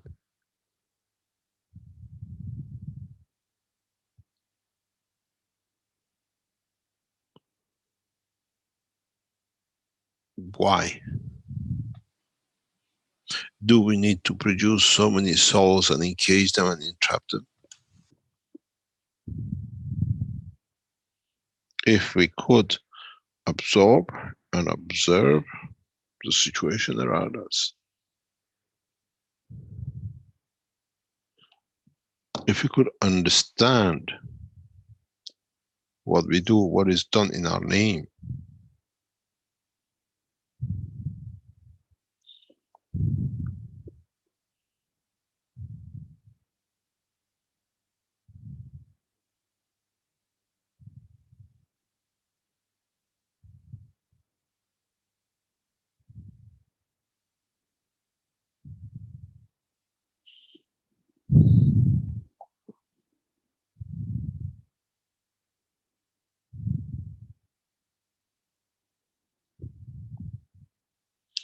any other question? Mr. Keshe, it's not only the animals which are getting treated like this. We had our One Planet, One Race, One Nation last Tuesday platform. And by your guidance, we brought the topic on the table with the displaced humans on this planet, which is about 600 million people. They are getting the same treatment as the animals. So we have not differentiated even from our own species, let alone. You see, this is what we talk about, the refugees and displaced people. The pain of these refugee business and people who get displaced, done by deliberation of governments for their own benefit of people, does not finish with what picture you see. It vibrates through the life of millions of people for centuries. Not just with what picture you see. There are 10,000 Syrian refugees in such a country, or 20. This 10,000 is 10,000 suffering, which is caused by the greed of the others, which is causing this 10,000. How they got to where they are 10,000, most probably they started with 15,000, 5,000 died on the way, and they're in other places or whatever. You got 10,000 in one country. And then what suffering they go to? The position of refugees, the position of displaced people does not finish with one man. It goes through generations. I'm one of them. We had to take a refuge from Iranian Revolution. 40 years down the line, look at the life. If we had an Iranian government was not afraid of me being killed in Iran, I would have been in Iran, developing technology, Iranian, proud of my nation. They have to protect me not to be killed, to be out of the country. And then they tag us as terrorists and frauds and everything else. I'm a prime example of it. I've been through the whole process.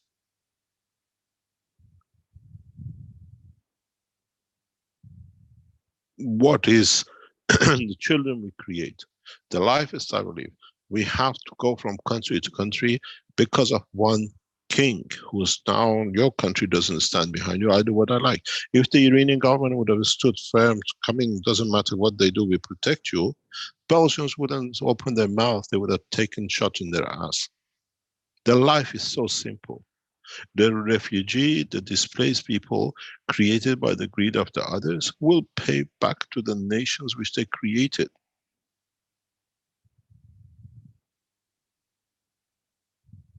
The structure will change. You talk about displaced people. We were in university, Iranian, proud of people were proud to know us. Overnight, we became terrorists. Just because they decided.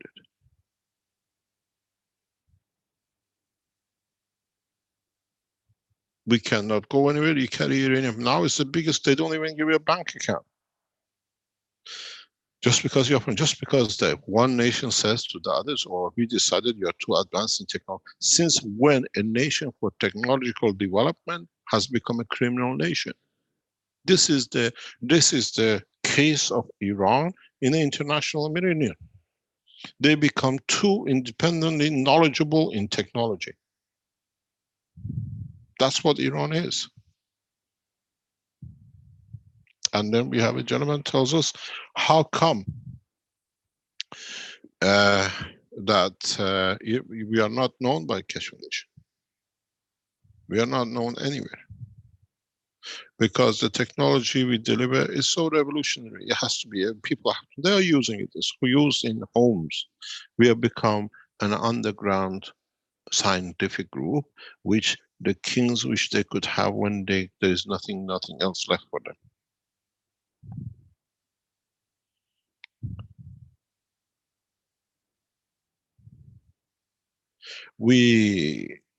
These things, displaced people, refugee people, I dealt with them for 40 years from the Iranian Revolution.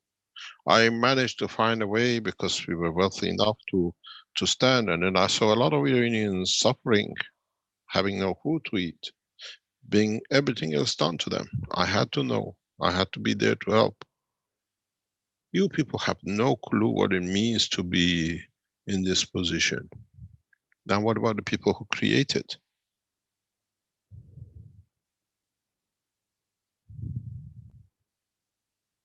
Since when advancement in knowledge is a crime? If we do it, it's advancement. If they do it, it's criminal. Why don't the other nations come to you and say, okay, we learned how to do a faster breeders, whatever. Let's see what's the next step, we do it together. That's what should be knowledge. That's what we explain to the world ambassadors in coming conferences. The knowledge to be able to elevate the soul of the man. I am not ashamed to be a human. I am ashamed when you look at everywhere. Give me a second, I don't want to be here. But I've taken the responsibility and I hope that comes to an end as soon as possible. Because there's nothing but suffering here, nothing but deception, but cheating, but killing and everything else. Do you want me to show my power? There'll be no man walking. What you will see tomorrow, you will touch everyone's life. Next, don't know, 2 years maximum.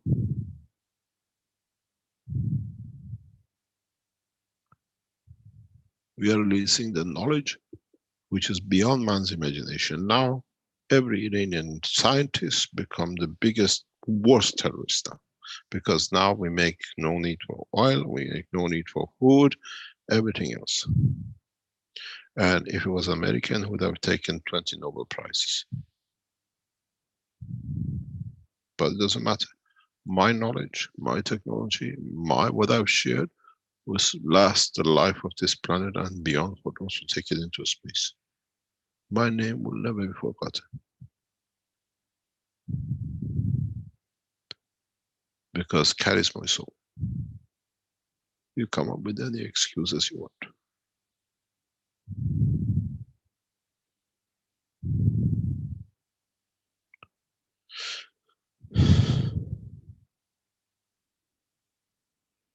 You people don't understand what it means, what these people go through.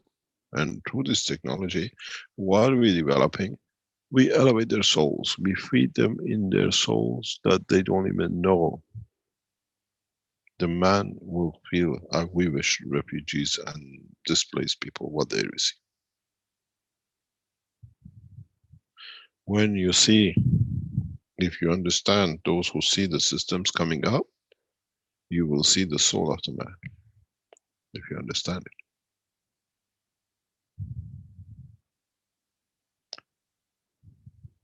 and you see through the eye of the soul of the man.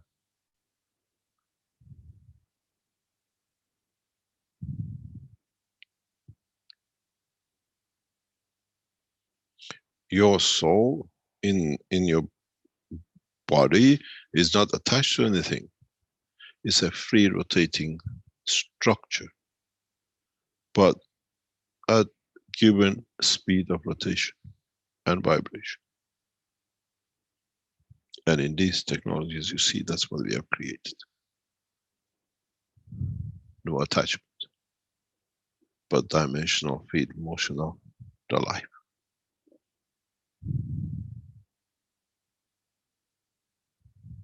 Many of you will never even grasp what is in these technologies.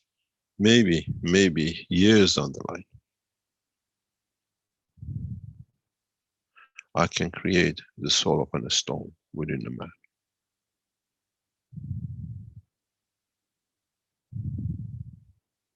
How hard do you want that stone to be?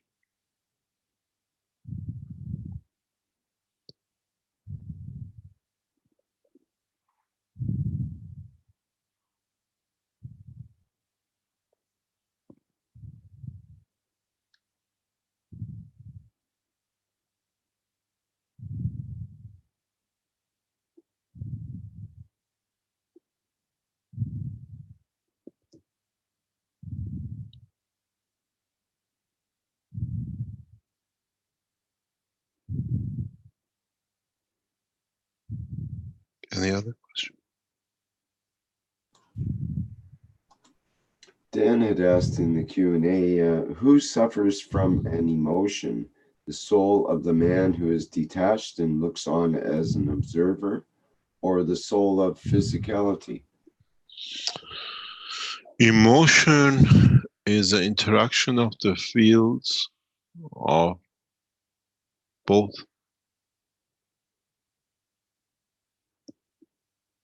Emotion is another star, is another planet in the solar system. But this time, it has no dimension. There's no physicality, but it's a field, what we see in the universe. Is, as we say in electronic, in computer business, is in the cloud. Has no home, but as given strength when he arrives, and a certain blood, the strength creates a fraction, we call it oxygen or hydrogen. At this point in the body of the man, through the structure of the filtering from the soul to that point, and from the blood of the body of the man to that point, we say this area is for happiness. That's all it is. There is no allegation. There's no allegation of this is this and that. It's just to feel the strength in the structure of the body of the man, the way it's stuck itself. Always this part is for vision. This part is for happiness. This part carries memories. This part to do the physicality. The physical dimension of the body of the man is on the outer boundary of the brain of the man. So it's the same as Earth. The surface is on the boundary. Inside you have a magma and everything else. But the brain has structured itself that to keep one place is oil fields and one place is gold. We call this is a memory part, and we call the other one something else. But in essence, it has not changed. It's the same thing.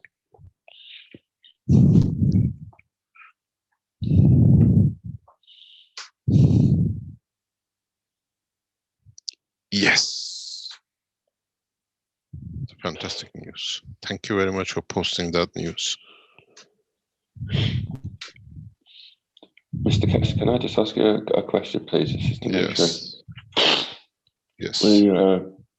When you're referring to...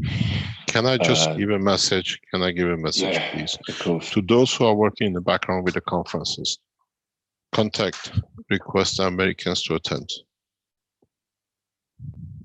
It will be very important. Yes, Mr. Yes, those of you who work in the background with the embassies, now what I've seen you posted, call them, and I'll be speaking to the office of the ambassador within the next couple of hours. But you have to do it your way. We see what we do from our way. Yeah. But what you posted, we can reach a lot. Thank you very much. Understood. Carry on, please.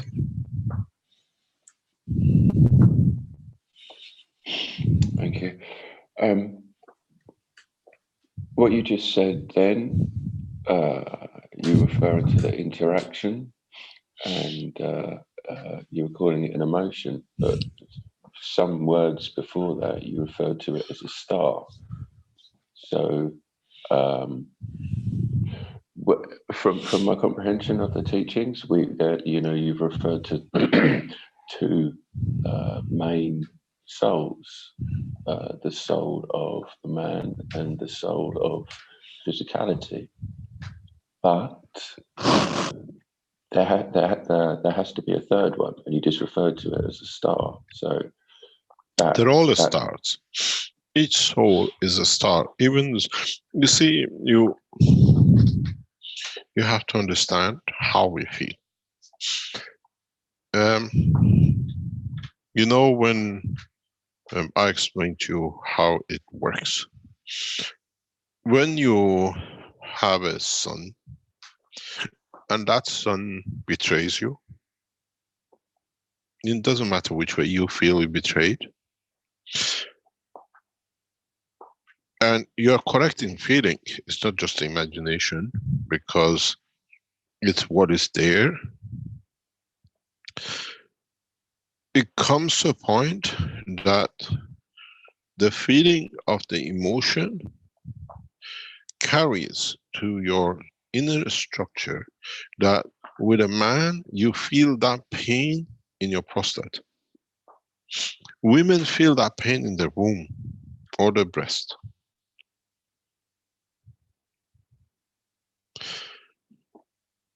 And where does that emotion comes? Where does that emotion leads to? It comes from interaction of the fields of the soul of the man and what you heard, what you read.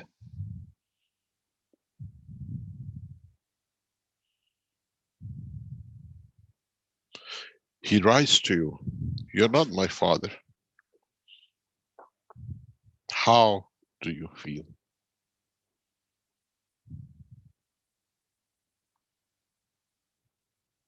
I want what, to me, it doesn't matter I created or not. It's like that dog you pick up, you give your love to.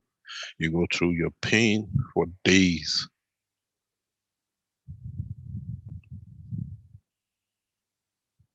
It's the same with the mother.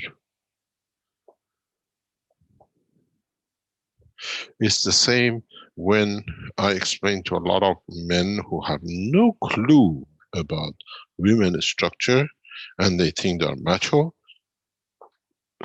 A guy wrote to me, "Why do women become lesbian?" I explained that married women who then become lesbian, you know why? They don't become a lesbian because the womb, the structure of inside of the womb of a woman has a wall. It's like a skin, irritates. And any interaction creates pain. A lot of women tolerate this in their married life because they're children. But the guy thinks, oh, she makes a noise. Oh, I'm a superwoman, Superman. But in the freedom of the other dimensions of nations, they can walk away from it. So, but they still need that love. They need to confirm they exist. But with a man, they have to go through a pain. With a woman, most probably understanding of the same, they understand there is no condition to create pain. And I said to the guy, I said, you know how you don't understand?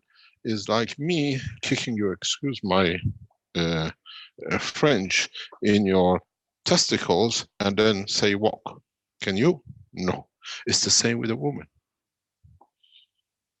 We don't understand. It's a lot of things. Then we classify and put things in the condition of emotion. I prefer to be with another woman, but not go through the pain of the emotion of interaction. Where do we classify it? Then, am I happy with what I'm doing because I'm not supposed to do this because I'm supposed to be a man and a woman? This is what a lot of world of us doesn't understand. And then this touches the soul, touches the emotion, touches the change of the position and how we interact.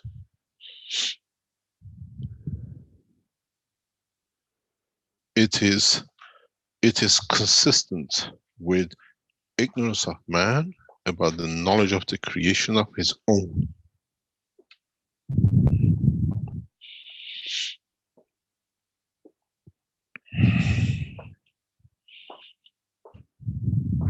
It is the knowledge of the man to understand that there is a structure beyond just the physicality of the man, but this physicality of the man carries all the knowledge of the physical dimension, place where it can release and absorb without just being the giver in a way, which we call the brain of the man. And that interaction with the soul of the man has given a dimension to create certain field which we call emotion.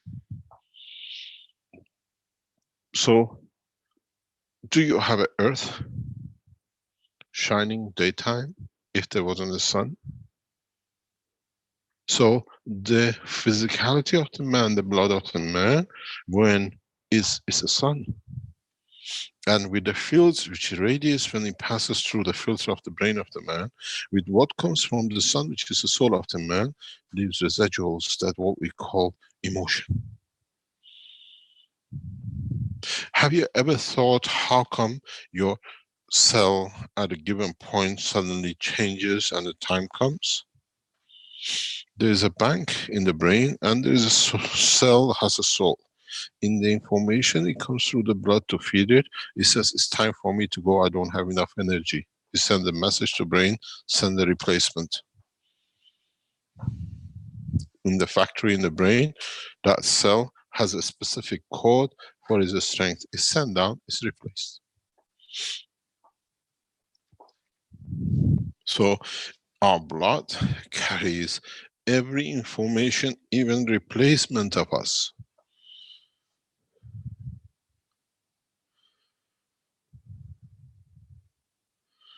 The structure of science is beyond understanding because we have limited ourselves to dimension of physicality.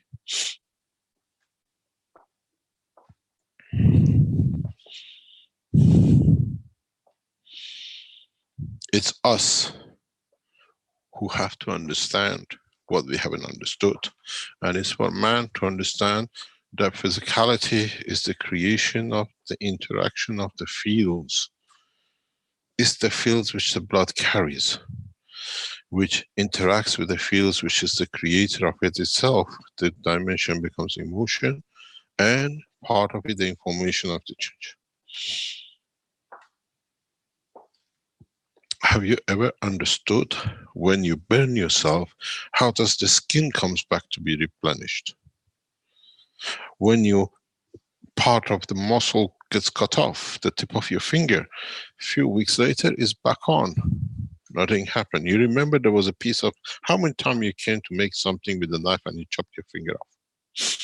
A piece in the salad. It happened to me many times. My chin left the head off, says, oh, we got another piece of him again. But a few weeks later, it's gone. Where does the memory come to replace it? And it's exactly the same. It has a soul. It has a position. It has a strength. When you build the brick layer below, the field created dictates what is going to be the brick above. And the brain knows this brick usually fits here, so let's send something to be built.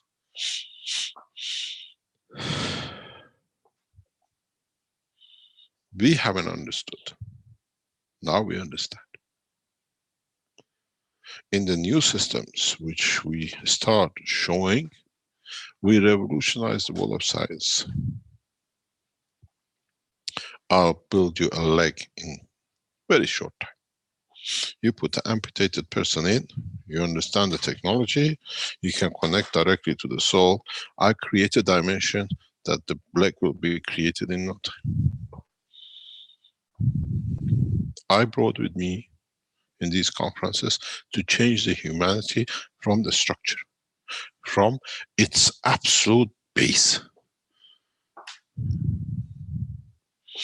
We give life, we give the freedom to life, and the life, if it's so horrible to be, it goes with it. Emotional Parkinson's, they usually can't accept. Physical Parkinson's always take it. I can show you case after case.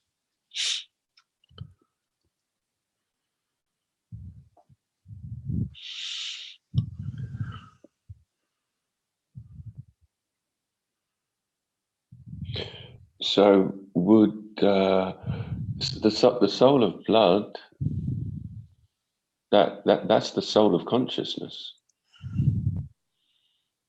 In a way, it carries what is, because the blood carries everything. Huh? The information of the taste, smell, the information of the sight, sound, and it converts it into emotion. One of the biggest problems we have as human beings with the sight, with eye or vision, I mean, even if you're blind, you still go into the same category. We pass the information of the sight or vision through a specific ways to our brain that creates a specific information and emotion. And that is why our eyes, we just watch and we can cry, and we watch something else and bring us happiness, because it's embedded near the soul. The information is taken directly. And that's why we trust our eyes like nothing. I see it, I believe it, because it comes right through my brain. With the arm, you have to do it. With the sound, it's got a bit to go.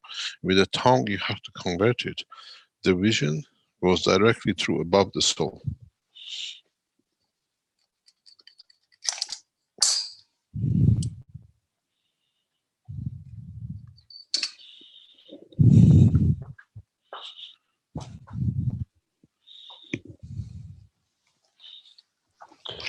So when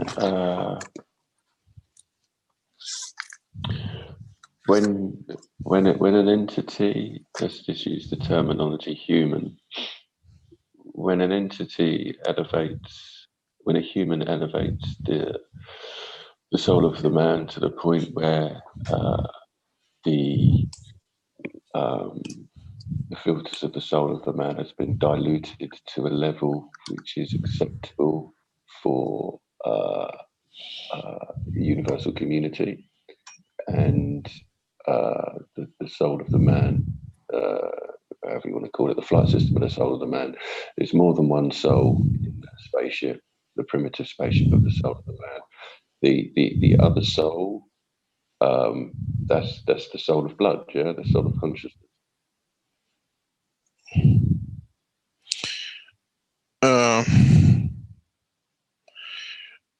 The soul of consciousness is what you like to call it, but it's the soul of awareness of the truth.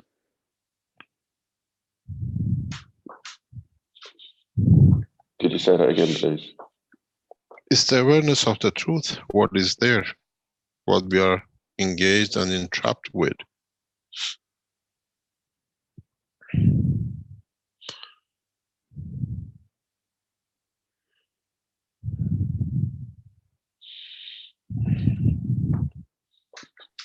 Okay. Soul of awareness of the truth. This is interesting. Thank you. Just get a microphone adjustment on you, Mr. Keshe. Is this better? 1, 2, 3 testing. Yes, 1, 2, thank 3 you. testing. Yes. Mm-hmm. Yeah. Okay, now,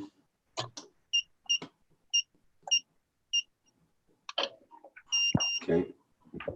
Is there anybody else who had a question here? Yeah, G-Man has a question in the Q&A. Has this knowledge existed among the ancient civilizations? This knowledge exists among the man today. Has those who have elevated, understood, have reached part of it. It's not that it's exclusivity just now. In the time of the man, each man, according to elevation of their soul, understanding the truth, have elevated to different levels of it. Now everybody does at the same time.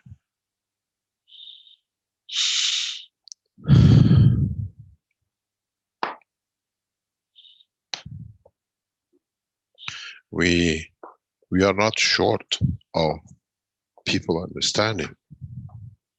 We are short of the totality understanding to elevating one goal, to go to the next step. I am proud to be a soul, but I'm not proud to suffer as a physicality. This is too much work on this planet. Never been so hard. And with the ignorance of it. And how what we have chosen as leaders have dictated us to join us and draw us into to the ways that it suits them to be called the president, the king, the head, or whatever. This is, if you look at it, if you look deeply in the structure of the foundation we set with different organizations, there is no head.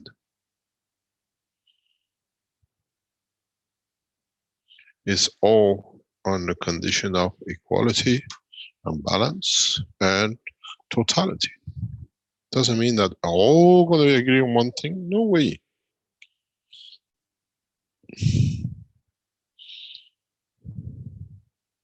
But the abuse of the name will be there. The abuse of trying to be clever will be there. We've seen it in past 4 or 5 weeks. I see enormous amount of it. I've been away in China. Everything has been away from me. I'm back from China. I see, my God, there are bigger monsters using my name and my technology for their own project. We have one in Germany. They're taking a machine from us, which is given to go around Germany for everyone. When we ask it to come back, you have to give us this back, you that back. We are now, everything is wrong with us because these two people have decided the machine belongs to them. And now we are making money off it, whatever we do with it, to make a glory of us. Something wrong with the foundation. You have to give us this back, that back. I said, okay, no problem. The machine is $50,000. You don't pay, we go to the police. This is how it's become. This is the fact. Thieves, irresponsible people abusing my name, and then when we want it back, they make a threat on us. I brought the knowledge, I gave the machine that everybody in German society can enjoy. You will see what happens to them. We observe.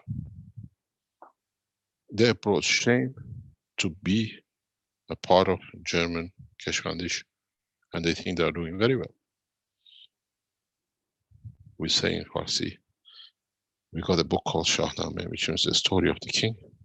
It says at the bottom is good. When you read to the last line, what happened to the king? And this is the behavior we see across everywhere. But it doesn't reflect what we want to do. It reflects what pain they cause into the emotion of the others. This machine was supposed to be enjoyed, that every cell in the German community enjoys. Not for one to become money printing machine for them. And then they glorified. It is the craziness of the whole thing.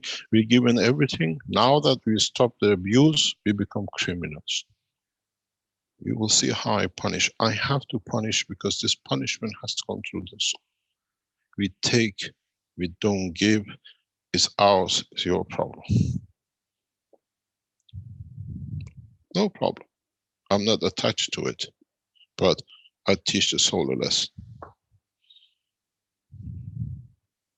When I teach, you cry.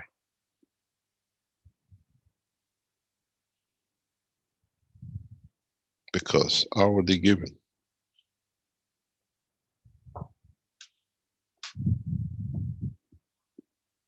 A thief steals a gift because by nature is a thief. We gifted to the German community. A thief has taken, no, by nature, everything else is wrong. Now give me this and that back. The second, it's got nothing to do with this and this back. It still has to go through to benefit by the others.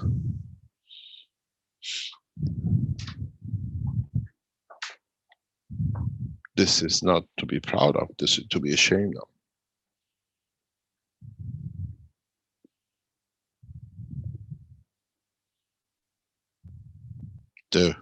I never forget the word of one of the Keshe Foundation knowledge seekers. She said, how come Keshe Foundation is the only one who has to give everything free?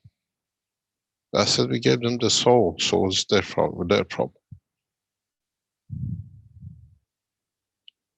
And then we are criminals because we gave it free. If we would have put the patents in and enforce payments, get lawyers, he would have worshipped us as Tesla did. He put everything in a patent, he's worshipped.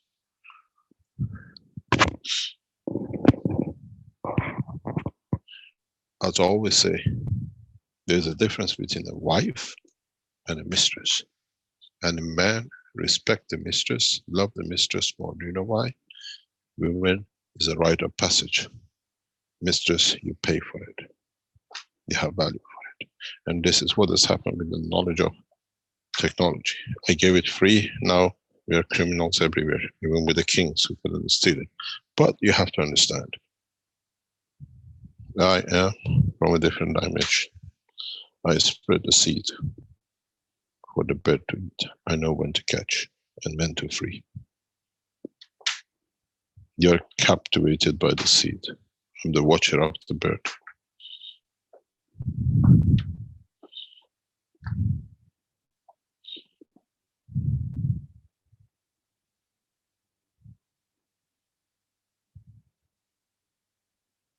This is the way the soul of the man has never understood. We'll see, as they say in English, who will have the last laugh? Who will have the wish will be carried out?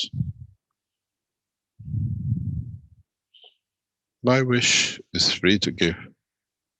Your wish is to steal and do others. I win because I already given.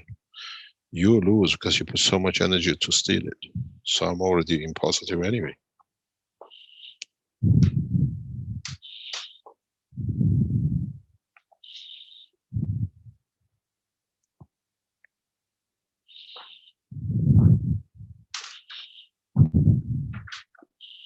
If I tell you things which is happening around the foundation, they steal from us to bring the company to an end, and then we become a fraud because they already taken everything from the company.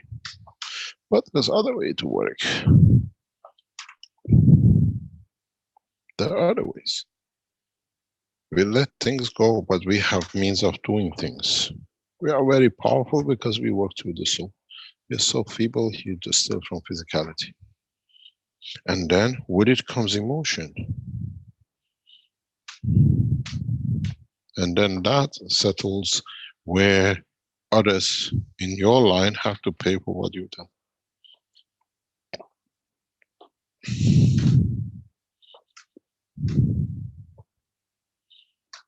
Learn a lot, and in these technologies we release from now on, we change the course of humanity. Today, the world, tomorrow, the world leaders and world ambassadors will understand there is a new dimension in science, in technology, in life, in everything which the man has attached himself to. And the beauty of it is, I have already given, I am free.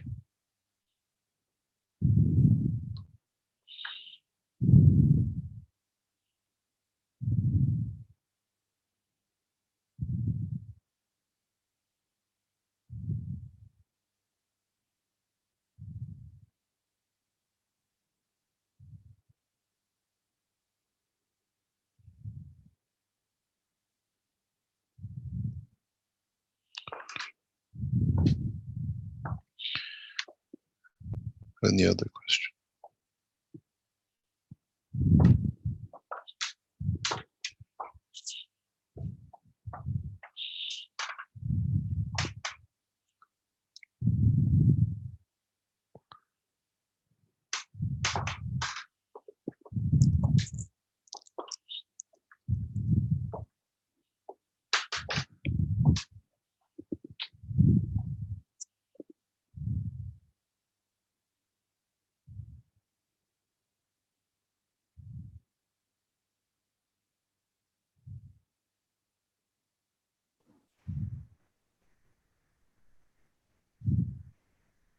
Not seeing any additional questions right now.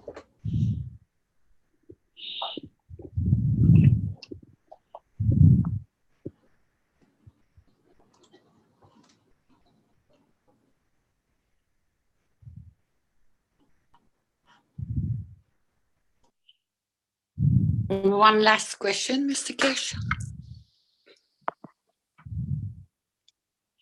Yeah.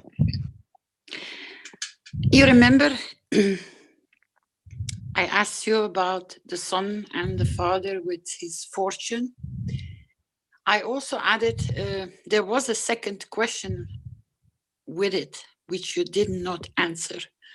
But maybe it might be an inspiring way for others to set off the change. What does he do or can do to elevate his father with the fortune that has come to in his position? Because that is okay, it's in the matter state, it's in the physical world. You explain the soul level, but can you also explain the solution You see, you don't need to sit and pray. Time of praying was a cheating done by those who came to be mad, to believe in the creator is somewhere else, their soul. So there is one of the knowledge that says, can we pray? Or I said, so you can pray. The praise, time of prayer is finished, because you don't need to have a proxy. You know the soul is yours, and this is Papa, this is what is yours, take if you like.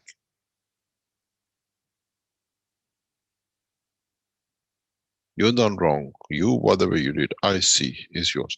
I had this very recently, past few days, with one of the knowledge seekers.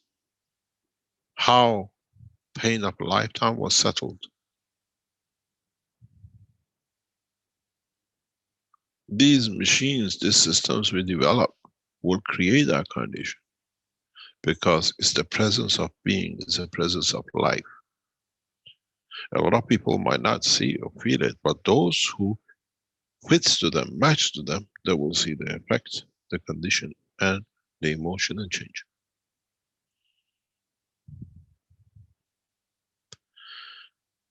You don't need to go, I pray for you. What the prayer was belongs to the church, to the mosque, to the synagogue, to the everywhere else.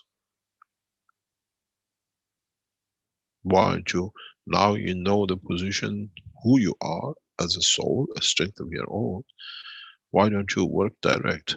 This is my soul. Take what you need to elevate yourself, to sort out the others which you have done wrong to, that I have to carry, that I work with plain, clean sheet. It's not the elevation, it's understanding of. Take from me what you need to clean up the mess you created.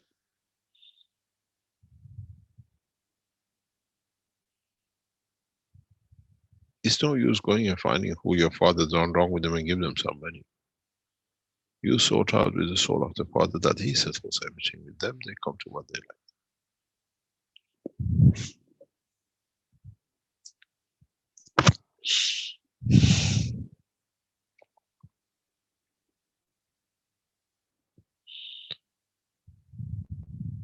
I would like you as listeners in generations to come write about the children of Red Circle and his grandchildren and follow it to become an example for humanity. Never, no one will do what is done.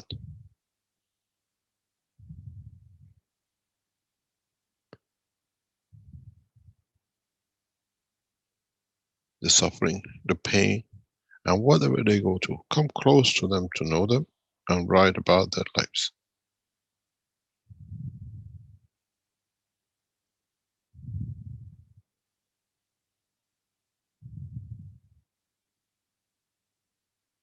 And then let's see if his soul allows us to do what is done.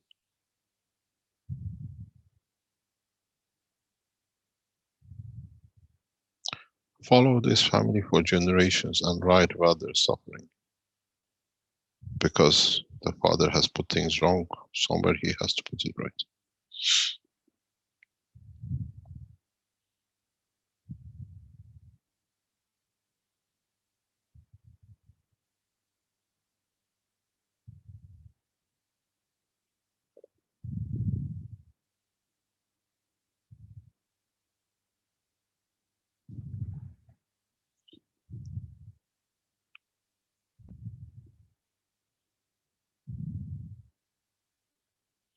You know what Caroline just said?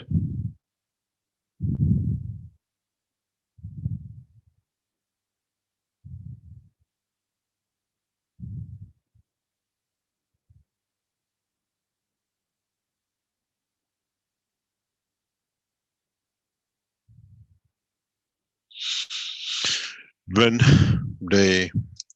I've told you the story of this before, they followed a bunch of people who killed one man by intention because they were given the freedom to decide. And they wrote their life story. What happened to them, how, and what happened to the rest of them.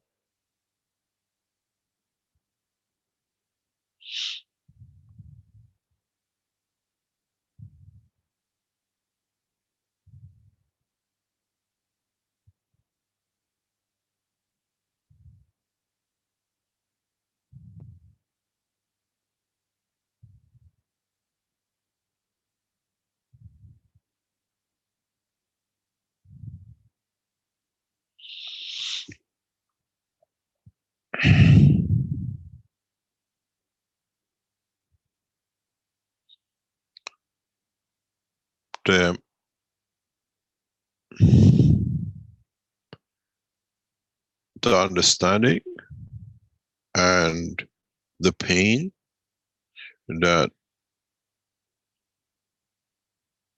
people cause for their own or for their clandestine decisions or whatever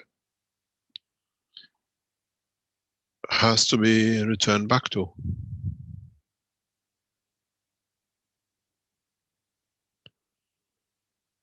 I finished with the foundation months ago and I told you I'm finished. Now I'm just cleaning up for you to be, that everything goes in order, that we finish our work, and as we say, they all say Asra Vista. I have set the structure, and these are the last, what do you call it, the final things we have to put to the world leaders, and then I'm done. My knowledge, which we brought as a gift to humanity, doesn't matter how they covered it and what they put on it, is shared, it's gone. Millions of people, and in the future, will use it. And we have passed the knowledge with love, with care. We pass the knowledge with understanding that it will change the dimension of the humanity. But in the process, a lot of people abuse it. Let it be.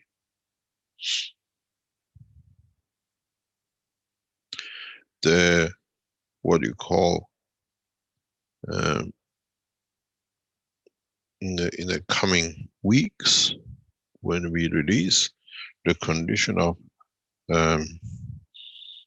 what you call the batteries which you don't need to charge. You have cars like Tesla, which at the moment they charge you for next 20 years, 30 years electricity bill in advance. You can charge it everywhere free. You pay for your fuel in advance.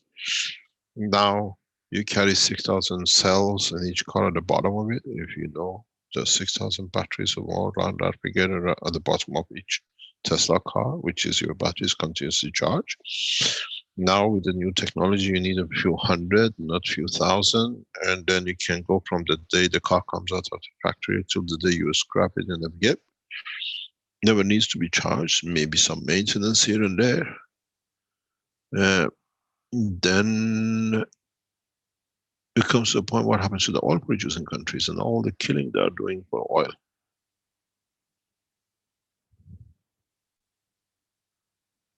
And then what do we see? How do we see? And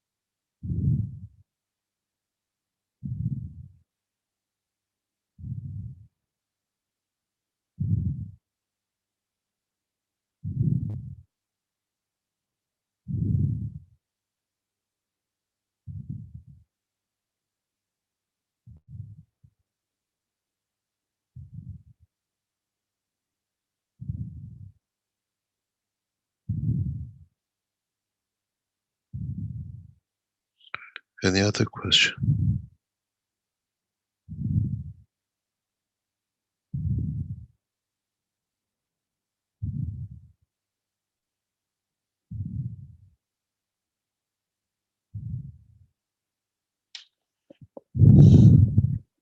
Are we there or have we finished?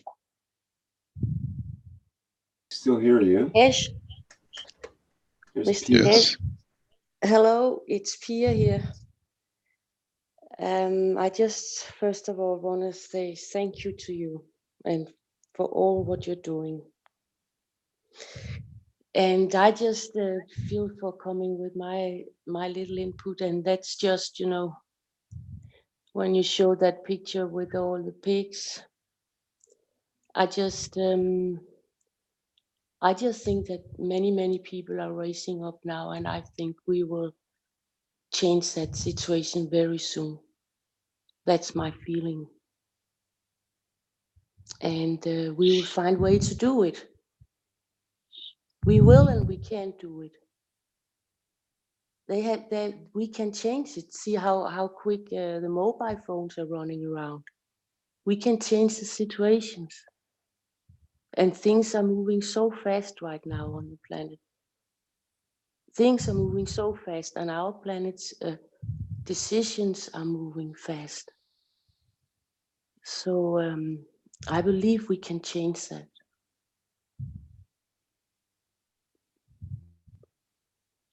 I hope so. And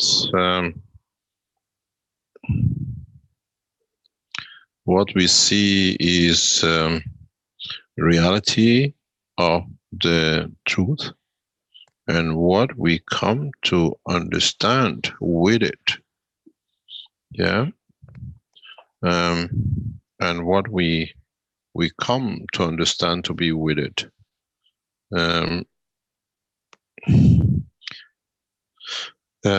What we have to go deeper in understanding is that mankind is a bit too busy with himself.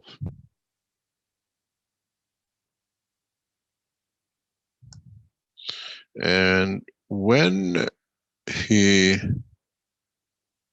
passes that point, he will come to understand that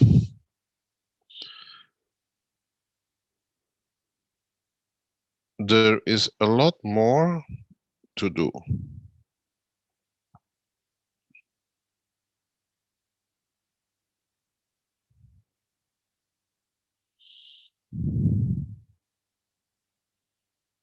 Yes, and it's like I really see around that people are starting waking up. They're going where they can on the beach. And I know it's a little thing to say, picking plastic up and what they're doing. And more people, they see that they don't want to eat so much meat anymore. They start see now that something is wrong. That sitting few people and earn so much money and mass producing this kind of agriculture producing with the animals. I really feel that people will do something. They will raise up and they will say stop for this kind of works. And then we can start. We're already starting with the agriculture, with the nanotechnology, where people see that we can have other kind of farmings, productions, and I think it can happen very quickly. It will spread. We'll see. We cannot. There is everything has a time and a place and things to happen, and we cannot push it. Pushing doesn't solve the problem. That's right. And it's just time. We need to go through a lot of things, and the process is very simple. In the coming days, we will see changes in the structure of the Keshe Foundation, in interaction with the governments as we go through these meetings and explanations to those ambassadors who pick up, or they come, or the embassy officials who turn up. The key with this is not that we what do you call it? We get all the ambassadors. The key with this technology to spread is the way, as I said before, to what we did with USB stick 6-7 years ago. We gave the USB stick to an African ambassador, the first one. Now we put it in public that such a country has received the patent and all the technology from Keshe Foundation. And we put it, those days we had a forum, so I could say today this ambassador has received. Immediately the Keshe Foundation start saying, oh, look at that ambassador has taken it, how come we can't have it? And the government start looking. And in less than 2 or 3 months we covered more than 68%, 73% of the world population governments. To the point that even the American president asked for it on his re-election. As I said, we did not put this conference to get hundreds of people. We had those conferences in Rome, the first one. We had the conferences in Dubai. That was for you to come together. Now we have the Universal Council. Number of members of Universal Council, Earth Council are here, being present in the meeting, whatever, whoever can come. And then now we ask for a very few. My hope at the beginning, if we get everything right, we get 5, maybe 10. If we get 5, we announce it now through our channels, which is open to us, that in a meeting in blah blah, such a thing has happened, is being given the technology, blah blah. Now the next one, the governments know there is something there, they are not there, they are not getting, so they turn up a few more, and in that process we get to the government to understand the changes which are coming.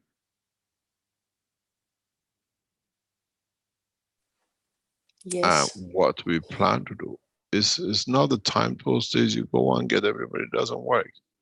This way is to show what they got, what they miss, and what is gone.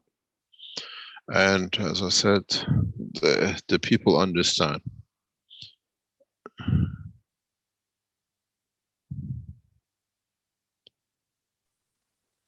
And I thank you for all you're doing, because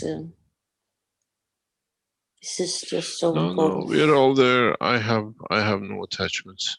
and the physical attachment has died a long, long time ago.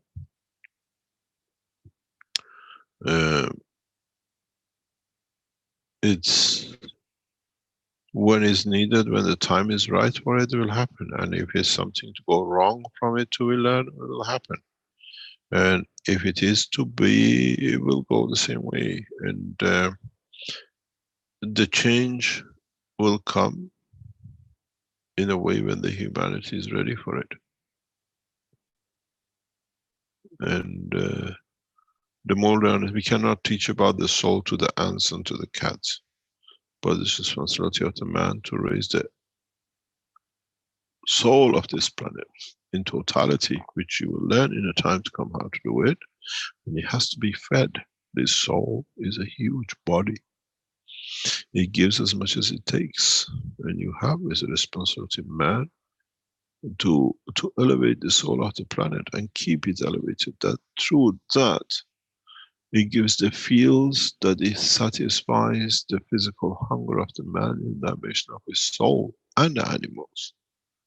You will find a lot of fishes, but nobody eats. They swim. It's such a nice thing to swim. Billions of people live. This planet will never be short of food. We say nowadays it cannot support more than 10 billion. And people with the money who became gurus, now they find solutions to kill. That it keeps it on there. But if you understand what I thought, this planet does not have enough people. And when you learn to feed it, feed the man through his soul, the way we feed the man in the spaceships, then you find out this planet can support 400 or 500 billion plus. A few years ago, 10, 20 years ago, when we were about 5 billion, or 5 billion, they calculated if you stand, just put the footprint of the man next to each other, all the men on this planet could cover Isle of Wight, which is south of England. And that's a small island. Forget about continents. And now traveling in the depths of the universe, man can do a lot of things. He doesn't need it. There's not enough. And then we can elevate the soul of the planet that there is enough for us to be able to enjoy the beauty of the creation.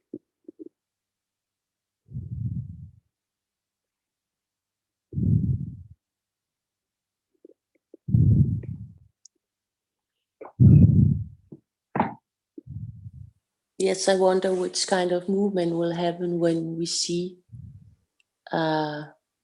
not only from the physical side, the spaceship, but when people starting getting touch.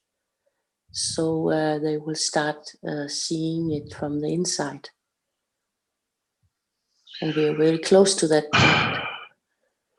We in the systems we show tomorrow to the knowledge seekers and to the some of the embassy staff which come, most of our knowledge seekers would understand, not all of them. And even what they understand some of it, not all of it. But in time,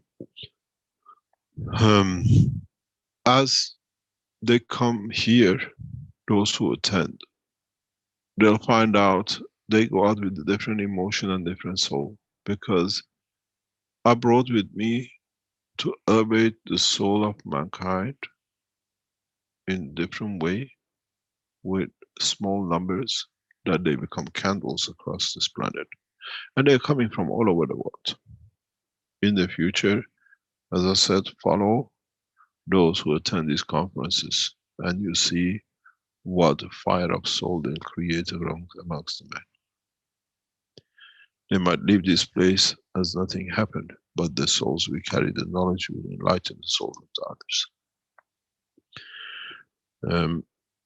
We show for the first time the elevation of the soul through a physical dimension, which is going to be very hard. But I wanted to go with them home and say, what dreams did they have that night?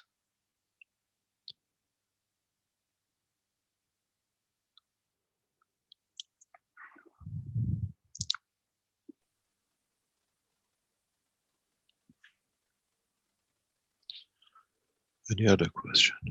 Shall we call it a day? It's nearly 12:30. Thank you. Thank you very much. Thank you for those of you who come to the conference tomorrow. As we wanted, we got what we wanted, no more. And please follow as we agreed. Not to discuss, not to be disclosed. And please do not try to be clever to take pictures. And in time, we will release, we have appointed special condition to release the pictures in the coming time as archives when the man was shown for the first time.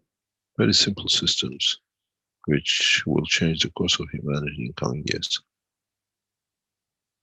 When man does not need to kill, when man finds the best way to elevate his soul and extend the life of his physicality to thousands of years if he wishes to, without pain, without illness, and how he can elevate the rest of the humanity and planet and the universe. Thank you very much. Hey, thank you. Thank you, Mr. Keshe, once again. Thank you very much, Mr. Keshe.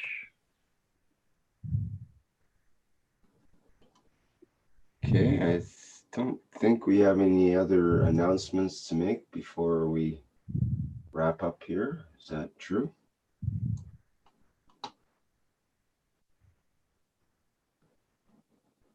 Okay, well, I wish you the best for the workshop convention over the weekend, Mr. Keshe. And It's a conference, not a workshop. oh, okay. I thought you wanted it to be called a workshop at one point. No, we changed it to because it's easier now for people to. It's easy to understand, and it's a workshop of the brain and the soul of the man, not to make things. Right. Thank you very much indeed. Okay, and thank you for everyone working in the background making these things to happen.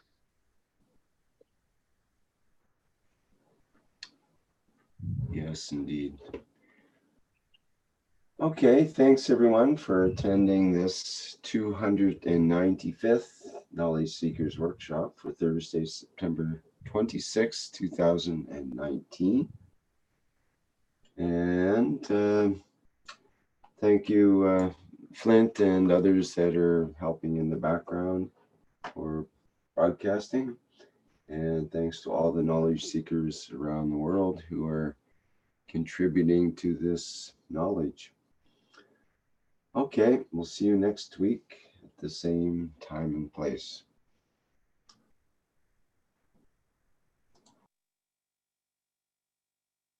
Hello. We are the Keshe Foundation.